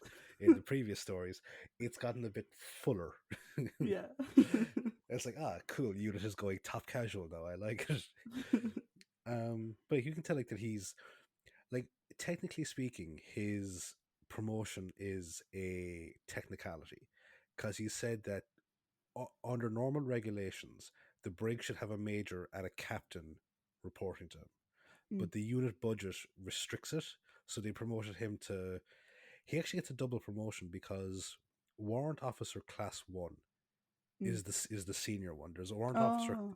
warrant officer C2 Mm. is like it would be the first promotion, and then it goes to warrant officer class 1. I actually looked this up. If you Mm. were to say warrant officer first class, that's incorrect. Mm. So it's warrant officer class 1. So is the top warrant officer rank, I believe, for the army. And so yeah, like I actually think that's pretty cool. It's a nice one. I did think that because like he says that the brig is meant to have like two Two commissioned officers, officers reporting to him. a captain and a major, and yeah, like it's a technicality, but Benton is taking the place of Benton, who's a non-commissioned officer, Mm-hmm. right? Is taking the place of two commissioned officers Mm. as the direct report to the brigadier. I get the feeling that the brig is now going to hold him to a higher standard, but Mm. is still incredibly proud of him. Like Oh, I'd say so. he's still his boy Benton. Like I have a funny feeling that you know you know the army and unit were sort of backing and forth, like, oh, he needs to have a major and a captain, like that's the rules. It's like, well, we don't have the money, and he's like, just fucking promote Benton. Yeah. Benton will do everything I need him to do. There's no point in bringing in anyone else. The last chap you gave me went off the fucking deep end altogether. Mm. So you know what? Oh Just God. promote him for fuck's sake. How about you? That's really I like. Like Benton is great here. Like, cause like he seems so. I know he makes a joke of it as well. Like when he's like saves Sarah Jane, Mm. or when he thinks he saves the Doctor and Sarah Jane, he's like, Jesus, the U.S. cavalry never got this type of treatment. You can tell he's a small bit put out because like, it's a case of like, how was I to know that you weren't in danger? And she does. Well, she told him. Yeah, like she apologizes. Like, yeah, She told him not to shoot. yeah, but And he opened fire. yeah. The one thing, it's like everything we've talked about, completely accurate. The one Mm. thing that I love, and I mentioned this with Sarah Jane, is that she plays him again. Mm. Do you know? You would think after the last time they would have had a discussion on, look, this civilian is involved now in unit operations due to her connection with the Doctor. If she's gonna go off piste, shall we say? Yeah. Beethoven the berry. um, how do we deal with that? Yeah. This is the second time she's done this to you. Mm. You think you would have found a solution the first time? Just, I don't know, lock the door. Yeah, or say, Miss Smith, like, while you may not be in the employ of unit, you are currently working on a unit operation, so Mm. no, you Mm. cannot go. I'm not the one stopping you from leaving. The locked door is the one stopping you from. Or like the fact that she's like, that's one of us, like, the brigadier's on the phone, the doctor's resting. It's like, don't bother them. It's like, no, Benton, go bother them. Yeah. Like, she is not respecting your authority Mm. after promoting you on your lovely new badge. Yeah. Oh God. We all know how proud Benton is of his promotions. Oh God. So now I suppose we come on to the new addition to the TARDIS family, Oh, Harry. Harry Sullivan. I think Sarah said it herself. He's a little old-fashioned. Just But a that is tad. part of his charm. Mm. I think this is a great introduction for his character because he already feels like part of the team. Yeah. Like, we've had 4 episodes, and even though he's new to the situation, and obviously we'll see how it plays out next week, he does feel like he's already part of the group. Mm. He works great with the Doctor.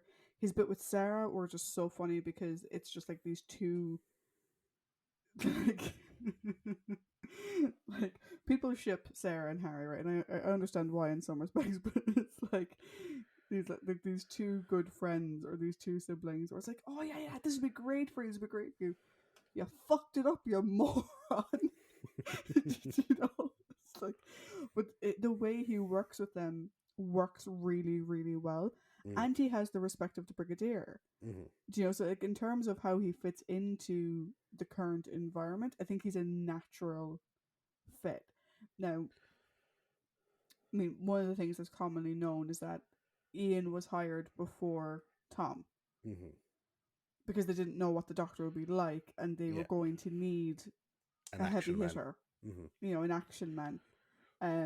So it'll be interesting to see how that plays out over the coming stories, like, between the two of them. But like, for me, like,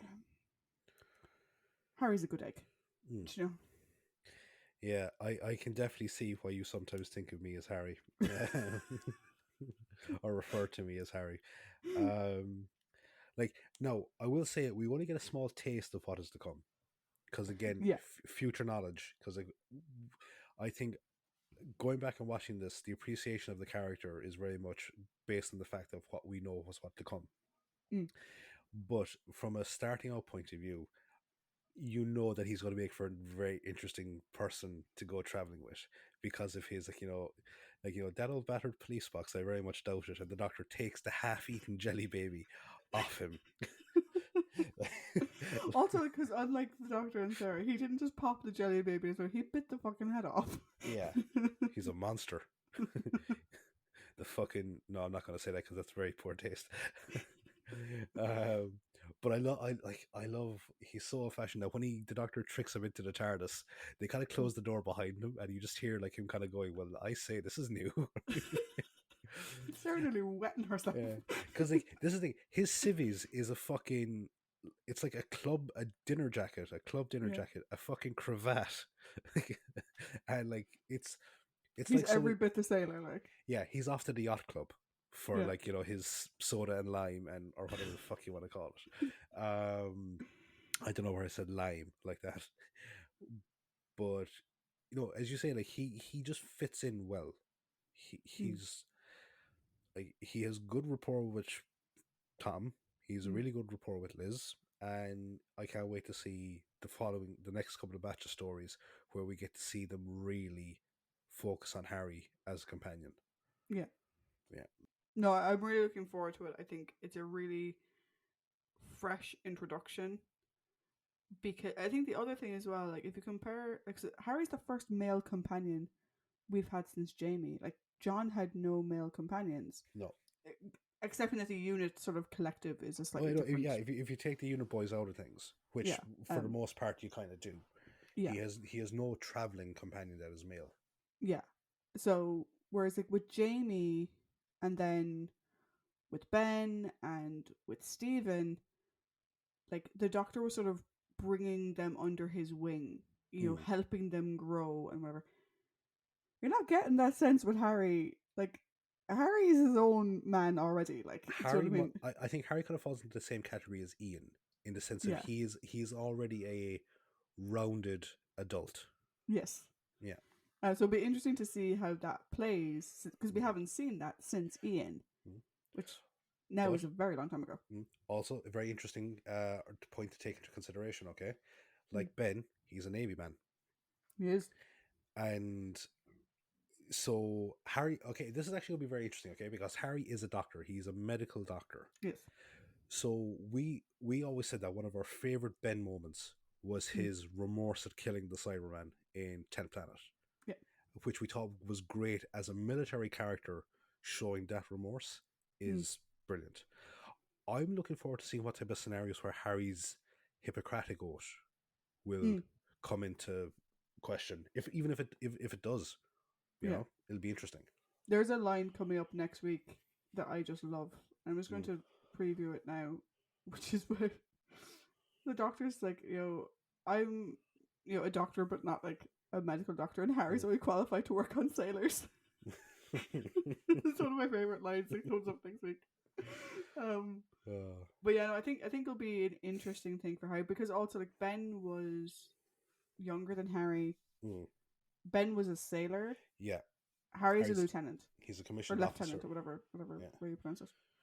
Mm. Um, yeah, no, it's gonna be interesting. I'm looking forward to Harry's run. I hadn't realized how much I kind of because obviously it's been so long since I Mm. watched this group. Mm. I hadn't realized how much I missed Harry. Mm. Although I suppose I have my own Harry, so maybe that's Yeah. maybe that's why. Yeah, that's pretty much it. You have your own one. You can't miss what is always there.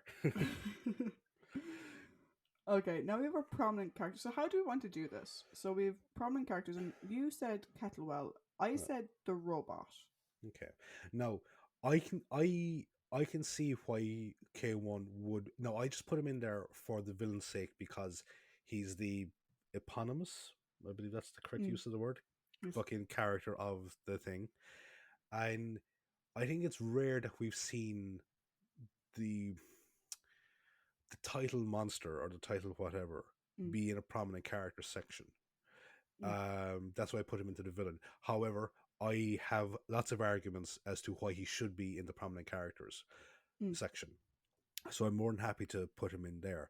However, I also feel that Kettlewell is a prominent character as opposed to an out and out villain. I think he's on the grey line between the two, but Mm. I don't see him as an out and out villain like the other two. Okay, well, why don't we do K1 first, Yeah. then Kettlewell, and Mm. then we'll jump into villains proper with the other two. Cool. Perfect.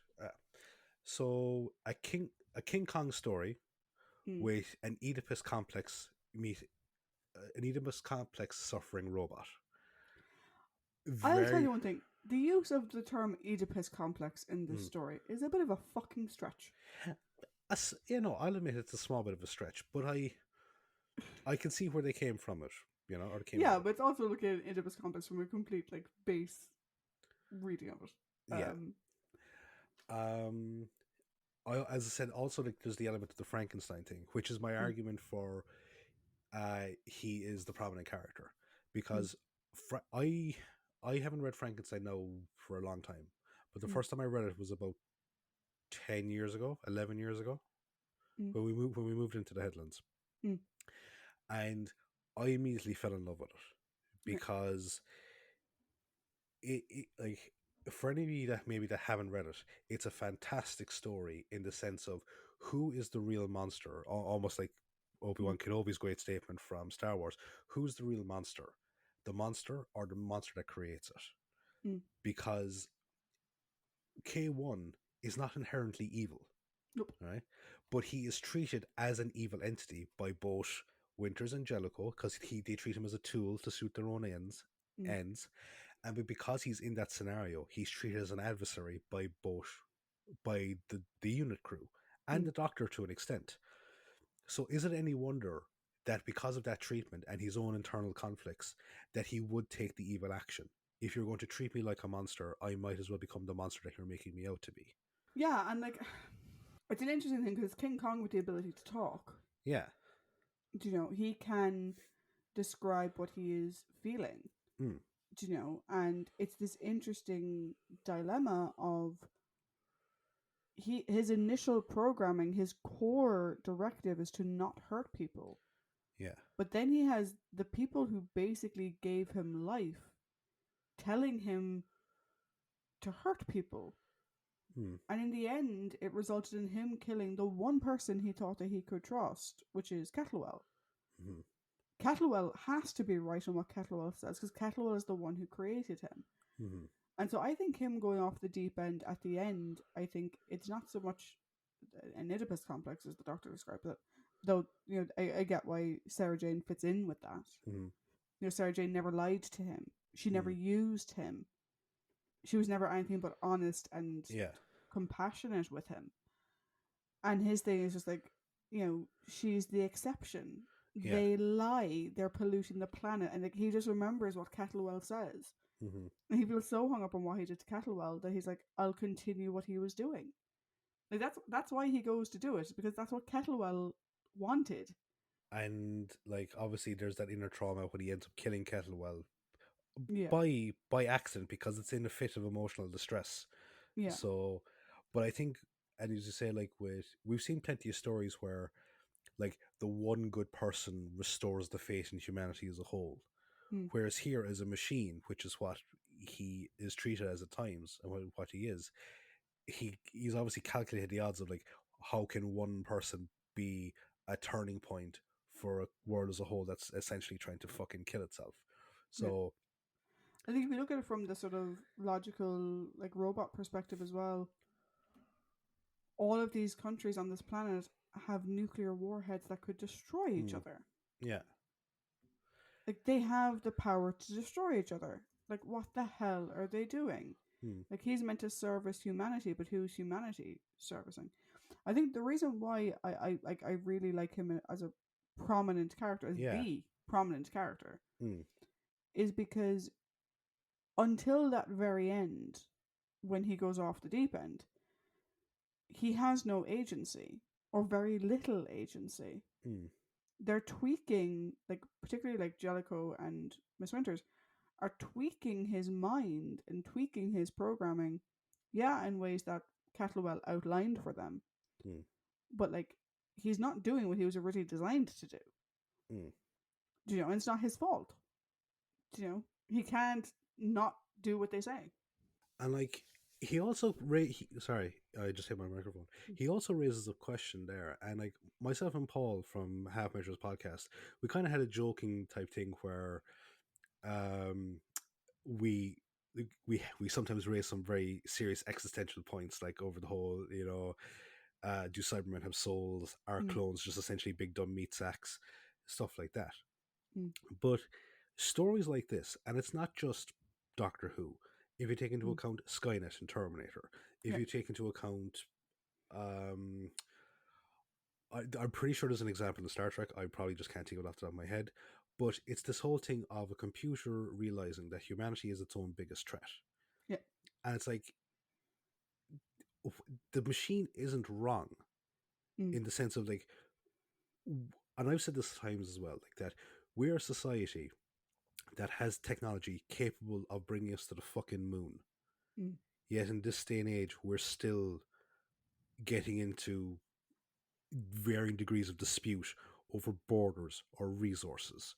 yeah, And you kind of have to ask the question, like, what is worth saving type thing, mm, And again, but it's characters like Sarah Jane, and in real life, it's characters like people from Médecins Sans Frontières or mm, charitable organizations that are doing it. They're the ones that make it all worth it. And unfortunately, computers only take, from what we see in these examples, they're very binary in their thing where it's like there's no shade of grey. They can't yeah, calculate it.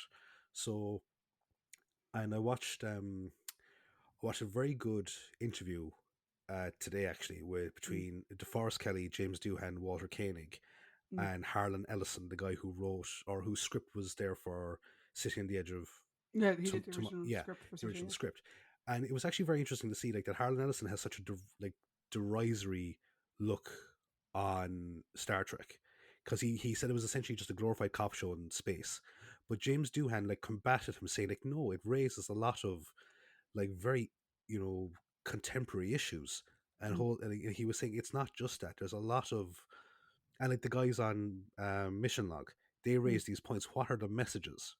mm, So like, and that's the thing, it's like, you know, I think I've just kind of rambled a small bit, but my whole point here is like that this story brings into the question, what is the point in saving humanity? Like, why is the machine the evil one here? And it's characters like Sarah Jane that remind you like that no, these are the things we're saving it for. yeah. And it is like K1 recognizes that she is worth saving. Yeah, He just doesn't think there's anyone else like her. I know, and that's the unfortunate thing, because his entire worldview is he's Mm, been manipulated by Winters and Jellicoe, and his entire thing is this fucking bunker. mm, And the fact that he's being assaulted by troops, he does not have a one-on-one conversation with the doctor of his mm, own agency, because he's been yeah, instructed to kill him. He doesn't see, he doesn't talk to like Harry Sullivan. mm, Like he does, there's not none of this type of stuff, you know, and it's a shame, because this is a, yeah, it's a King Kong story. It's a King Kong slash Frankenstein. I think the Oedipus complex is just thrown in for, to explain his yeah, connection to yeah, Sarah, like, oh, kill your father and yeah, marry your mother. the buzzword type scenario, like, Yeah. yeah, What I do love though is, okay, the robot looks amazing and silly in equal measures. yes, yes, it is. Fair dues to Michael Kilgareth, like he tried so far so hard. Mm, But like the reason Jellicoe uses the K1 robot as a mm, shield mm. is so that Michael didn't fall over. Yeah, you can You kind know, of tell that he's he keeping was him up. needed to keep him standing upright. Mm, So it's not the best robot in science fiction in terms of design. no. However, it's charming in its own way, and you do actually feel sorry for him. I think so much of that is the voice. Mm, The voice is amazing. The emotion present, even though they kind of roboticize the voice a bit, mm, like they obviously put a filter on it, there's still the compassion there. And mm. like you can tell that like it does genuinely care for Mm. Sarah. And I don't think it's a romantic type thing like um Peter No, I Jackson's don't. King Kong kind of lend heavily into sort of like does Kong have romantic feelings for her or whatever. Um It's but probably, it's there probably is more of a mother, a maternal type affection there than yeah, a and romantic affection. it's very genuine. Mm, Um and you're gutted that like you know, it is the one thing about Tom Baker's Doctor that like I find a bit sad is that he's so haha, I did it. mm, I was like, it would have been great if you could have restored his original programming. mm-hmm. You know, But like it's all, kind of like John and the Sea Devils, you know. mm, Like you yeah, have the capability of doing the right thing, but unfortunately, you kind of take you take joy in the victory when when it shouldn't be there. yeah. At least you know, Doc Tom does show his compassion At the end, and he commiserates with Sarah over mm, it at the yeah. end, which is great. But behind the robot is the man. Hmm. So, in my viewing, all right, the reason why I put Kettlewell into a prominent character is Mm, because Kettlewell to me represents the character that is people who have come into roadblock after roadblock, after closed door, after brick wall, after roadblock, after everything, in terms of trying to find like the betterment for humanity, the betterment for like society. Like he has constantly preached, from what we understand, like clean energy sources, mm, renewable energy. No, it's all fringe, but he keeps getting doors shut in his face, and it's still going on in real life. Like mm. it's still happening. So, Have you uh, seen the cost of petrol? yep, absolutely. And it's, or even when you watch like people trying to like, you know, make these, what they think they sound really smart when they're trying to debunk climate change, and it's Mm, like, if you have a theory, okay, but like the theory, like you sound like an idiot when you're trying to, you're making these really bad analogies, you know. But yeah, um it's not even like in terms of science, like it's people that have, he's an allegory for every fucking group that Mm. has repeatedly been downtrodden or had Yeah. doors slammed in their face. And along comes someone that says, "Here, they're all the problems for you. They're all the cause for your problems. Here's the solution to that problem." Mm. It's like radicalization, like be it what it, like a terrorist group, a hate group, whatever it is. But so he's a representative of that. But he's also one of those characters that see the wrong, eventually see the Mm. wrong in what they're doing and try to get out from it. And unfortunately, here he pays the price for having got into it. Mm. But he at least tries to make amends. He tries to stop the countdown. He tries to go back on. He he tries to shut the Pandora's box that he's opened, Yeah. and that's why I put him as a prominent character, because I think he's radicalized by those around him as opposed to being of that persuasion himself. Yeah, and I get that. I think why I had him more towards villain than simply prominent character is the implication that he knew the entire time what they were doing. Mm, He knew the plan, he was in on everything. Everything we saw of him before he stood on that stage mm, is a was a charade. carefully orchestrated lie. Mm, You can totally imagine that as soon as Sarah left Think Tank, Jellicoe rang Kettlewell mm, and told him she's seen the robot. If she comes near you, just play dumb or whatever. And so he comes across like in the moment where he reveals himself as a sneaky, conniving little shithead. mm, And yes, I completely feel for him in terms of you know like you said, like he's that person who's been shouting from the rooftops that we are past the point of no return, mm, or in the case of the 70s, you're nearing the point of no return. mm, And nobody is listening to him. And he's looking at these alternative energy sources or whatever. However, man, are you fucking blind? Have you met these people? mm, What did you think they were going to do? She's basically trying to become the sort of fascist leader, mm, like female fucking Hitler, and you go along with it. Like, it's one of these things where, yeah, he's taken into it, and yeah, you can kind of see how they maybe persuaded him or whatever. But at the end of the day, he's not a young idealist mm, that got pulled in the wrong direction. He's a grown ass fucking man, mm, who's incredibly intelligent, and who is deciding to cheat the system instead of trying to make the system work, instead of trying to show people how the world can be better. mm, He joins up with them to threaten the world, mm, to kill people and threaten people with nuclear fallout as a way of getting what he wants. mm. And yes, he does redeem himself somewhat at the end, but to be honest, what did he think they were going to do? Miss Winters is not one to bluff. Like, you can't be surprised that these people were going to go through with their plan. You've known them fucking long enough. And that's why I sort of am like, he's prominent character into villain, because he knew exactly what was going on. Mm. And it's only at the final hour. He sets the countdown. And it's only at the final hour that he realizes, oh shit, she's not going to stop it. It's like, dude, have you spoken to her for 5 minutes? Like, Well, I would see that's why I kind of also made the analogy towards supremacist groups, because mm, you have no a lot of those groups are their members are recruited young because they're yeah, unshaped by the world. mm, But I watched an interview with a guy. You know, he's a black guy in America mm, who he's a musician, but mm, as of late, his main notoriety has been getting people out of the clan, mm, because they've never had the majority of them have never actually had a one-to-one interaction with a black person.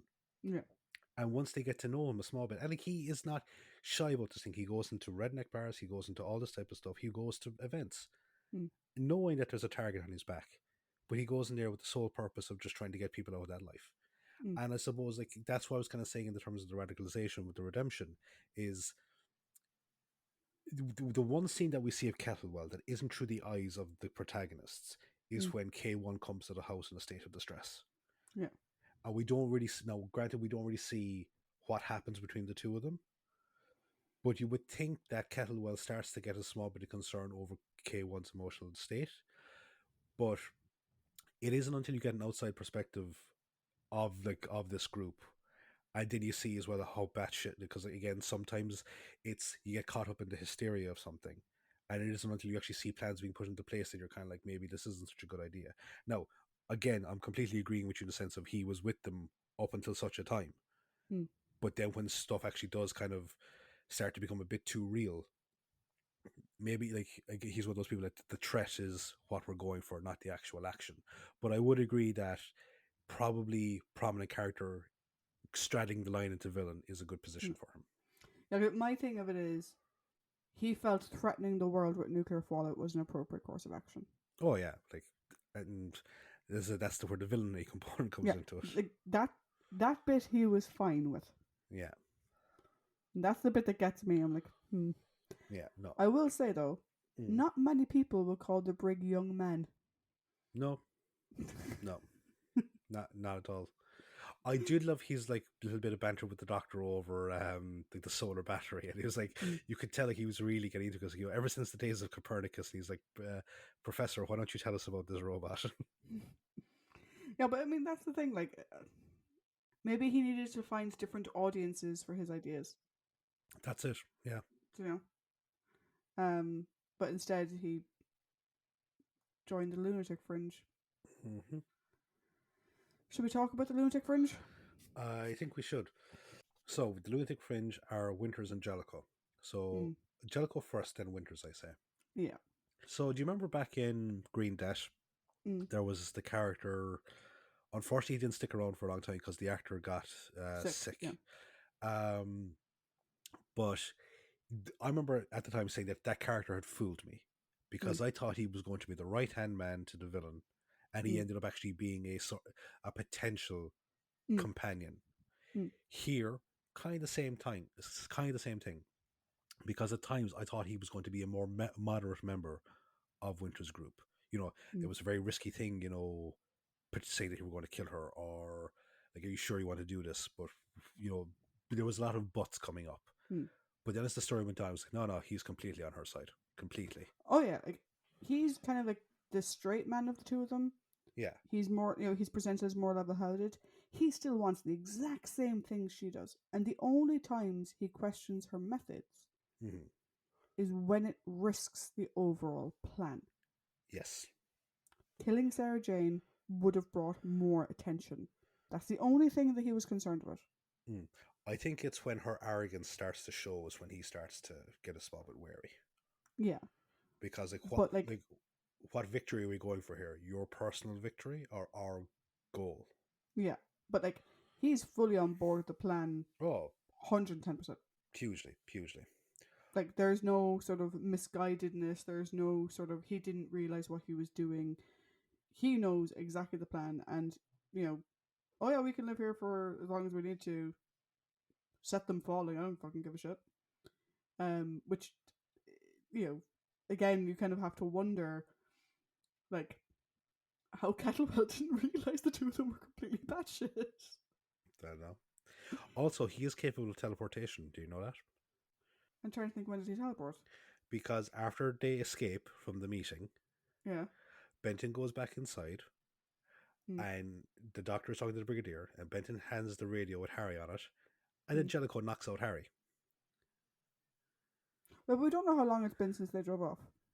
Can't be that long. Well, yeah, but you don't know how far away Think Tank was from the meeting hall. True. Just around the corner. They can't see us.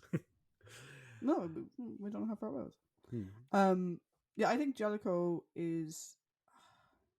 I think he's an interesting character because the way he's initially presented is he's the assistant. Mm. And you kind of think that maybe he'll turn against Winters because he's sick of her being a fucking self-entitled bitch. But no, he's just 100% on the crazy train. He definitely reminds me of the henchman character. I cannot remember his name now, but from the Sarah Jane Smith series. Mm, Whatever his name was, I can't fucking remember it. But he's yeah. definitely that character. Yeah. And of course, then I don't want to spoil too much of the Sarah Jane Smith series for people who haven't listened to it, but his legacy lives on, shall we say. Mm. Yeah, And then we have Miss Batshit herself. absolutely. No, I have a question for you. Mm. Do you think she knows how to use a microphone? I think she knows how to use one. I think it's beneath her. Yeah, because she's in a meeting hall. No, not overly huge, Mm. but rather than using the microphone on the table, she shouts at the crowd. Oh, yeah. Oh, that's part of her gearing up, like, Hmm. you know. The microphone would have not allowed her to be as boisterous, you know. She needed to be able to walk around, to be able to do the fucking hands in the air shite. To steal a quotation from the Avengers, Mm. specifically in relation to Loki, you can smell the crazy coming off her. Oh yeah, like she is as crazy as a bag of cats. Mm. You Like know? she's like there's this craziness or this insanity and elitism you can see coming off her a mile away. Yeah, like I mean, she's a little bit much, I'll be honest, but in the best evil villain sort of way. Mm. Like, her plan is bonkers, Mm. right? It is bonkers. I'm going Yeah. to destroy the entire planet using nuclear weapons and be queen of the fucking wreckage. Mm. And you're because like up until that she's been relatively measured for most of the story until she speaks at that meeting. Yeah. And then you're like, oh no, she's completely fucking tapped. Mm. Because up until then you're like, oh, she's like this very cool professional woman. And then you're like, nah, she's batshit. She's completely batshit. Yeah. Oh, she's tapped. You can completely get why Big Finish picked this character to bring back in the series. Mm. Because she's such an interesting character because she knows what she wants, she goes after it, and she's always 2 steps ahead. Mm. And that's her thing. That's her MO. Like she's always 2 steps ahead of you. Oh yeah, and like that, and that's the thing. Like the guys are, the doctor and the others, they're always on the back foot. They're always Yeah. chasing her. Yeah. And you can tell how flustered she gets when the Mm. doctor and the brig go to visit Think Tank. Because the doctor isn't kowtowing to her the way people usually do. Her presence usually intimidates people, it puts them off. We see it with Sarah, like her presence sort of made Sarah uncomfortable. And like Sarah was kind of pussyfooting around a bit more than she would normally do until she ran off into a room that clearly said no admittance. Yeah. But the doctor's just ploughing on ahead, just fuck it, like go whatever. You can tell that she's like, this is a new variable. Mm. But as soon as she's figured him out, it doesn't matter. She's just ploughing on ahead. Like she was off her game for about 10 minutes, Mm. and then it's back to the plan again. So, I also love her little jab at Sarah, where it's like, you're one of those women who gives pet names to motor cars, aren't you? Only because it comes back in Yeah. her signal maneuver in a fantastic way. And I love it. Oh yeah, fucking batch. She's a Bond villain. She is a big time Bond villain. Oh, definitely. Yeah. And given the James Bond callouts in this story, I think that's an appropriate comparison to make. Again, I don't think there's enough Doctor versus her in it, which is not a bad thing. No, I think that's, and we'll get to this in the overall, I'm sure. Mm. But it's an interesting thing that a lot of the key players don't really interact with the Doctor that much. Like Sarah Jane doesn't interact with him that much. Jellicoe and him, I think, don't even have a conversation. No. Winters doesn't interact with him all that much. and yet it all the characters work really well. They do. They really do. Yeah, it really speaks to the strength of the companions and the strength of the villains, that like the story can happen Mm. even with the Doctor off with one group the entire time. Mm.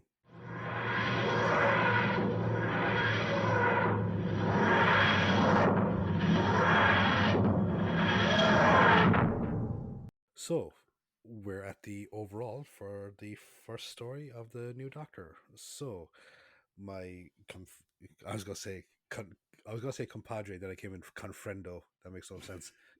So, Trish, Yes, Patty. what are your thoughts on Robot? I just love it. It's so good.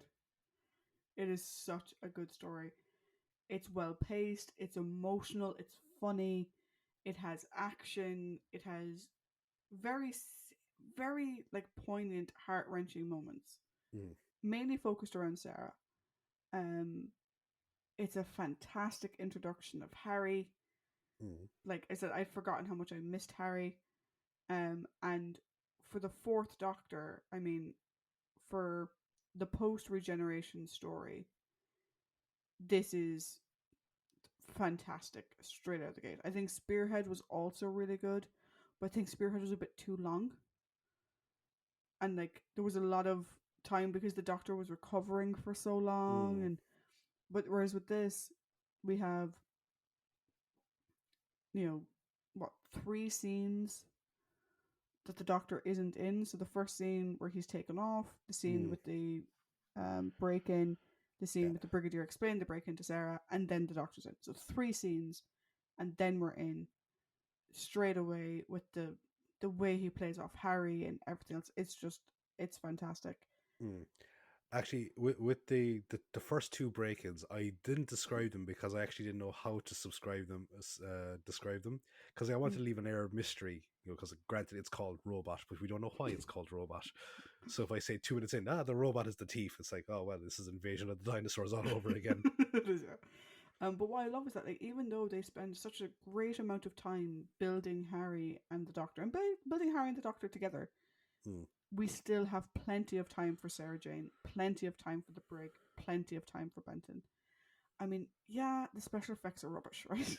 Mm. There's, you know, the CSO for the robot didn't work very well when it was really big because of the color reflecting off of the silver, which meant that the CSO kind of didn't always match, and half the time the robot's leg disappeared. The tank, and Dolly Sarah is weird because her legs just sort of dangle, which is really bizarre. And apparently the prop guys were not kind to Doll Sarah. Uh, sort of harkening back to some of the way that they were with Zoe um, Mm. and Victoria. Um, but the story and the characters are phenomenal. I think our supporting cast was great. Particularly Hilda Winters is just a fantastic antagonist. She's Mm. so good. Like, I can't give it anything other than the five. It was absolutely amazing.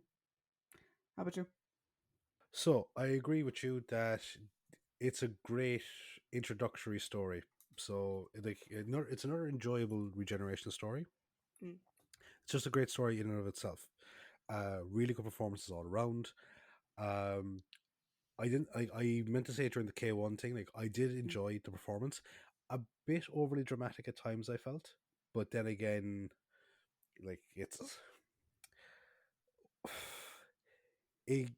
it doesn't take away from the enjoyment of the performance. Mm. I'll put it that way, right? Um, really good villain.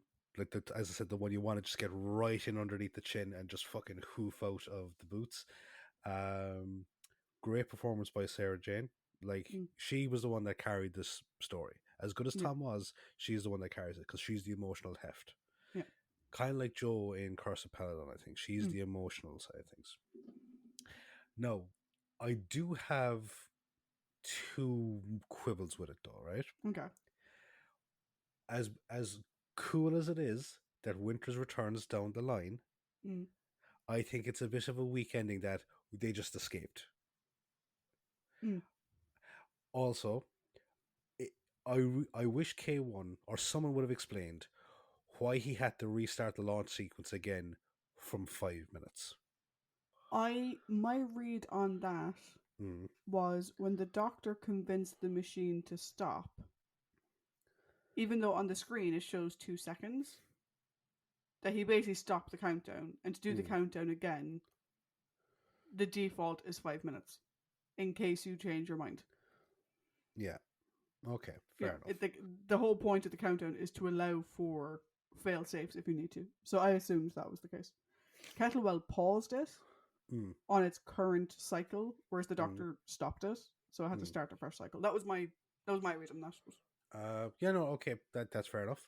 But I still think it's a small bit of a weak ending that Winters and Jellicoe just from out under military fucking custody, they Mm. somehow managed to just fucking abscond.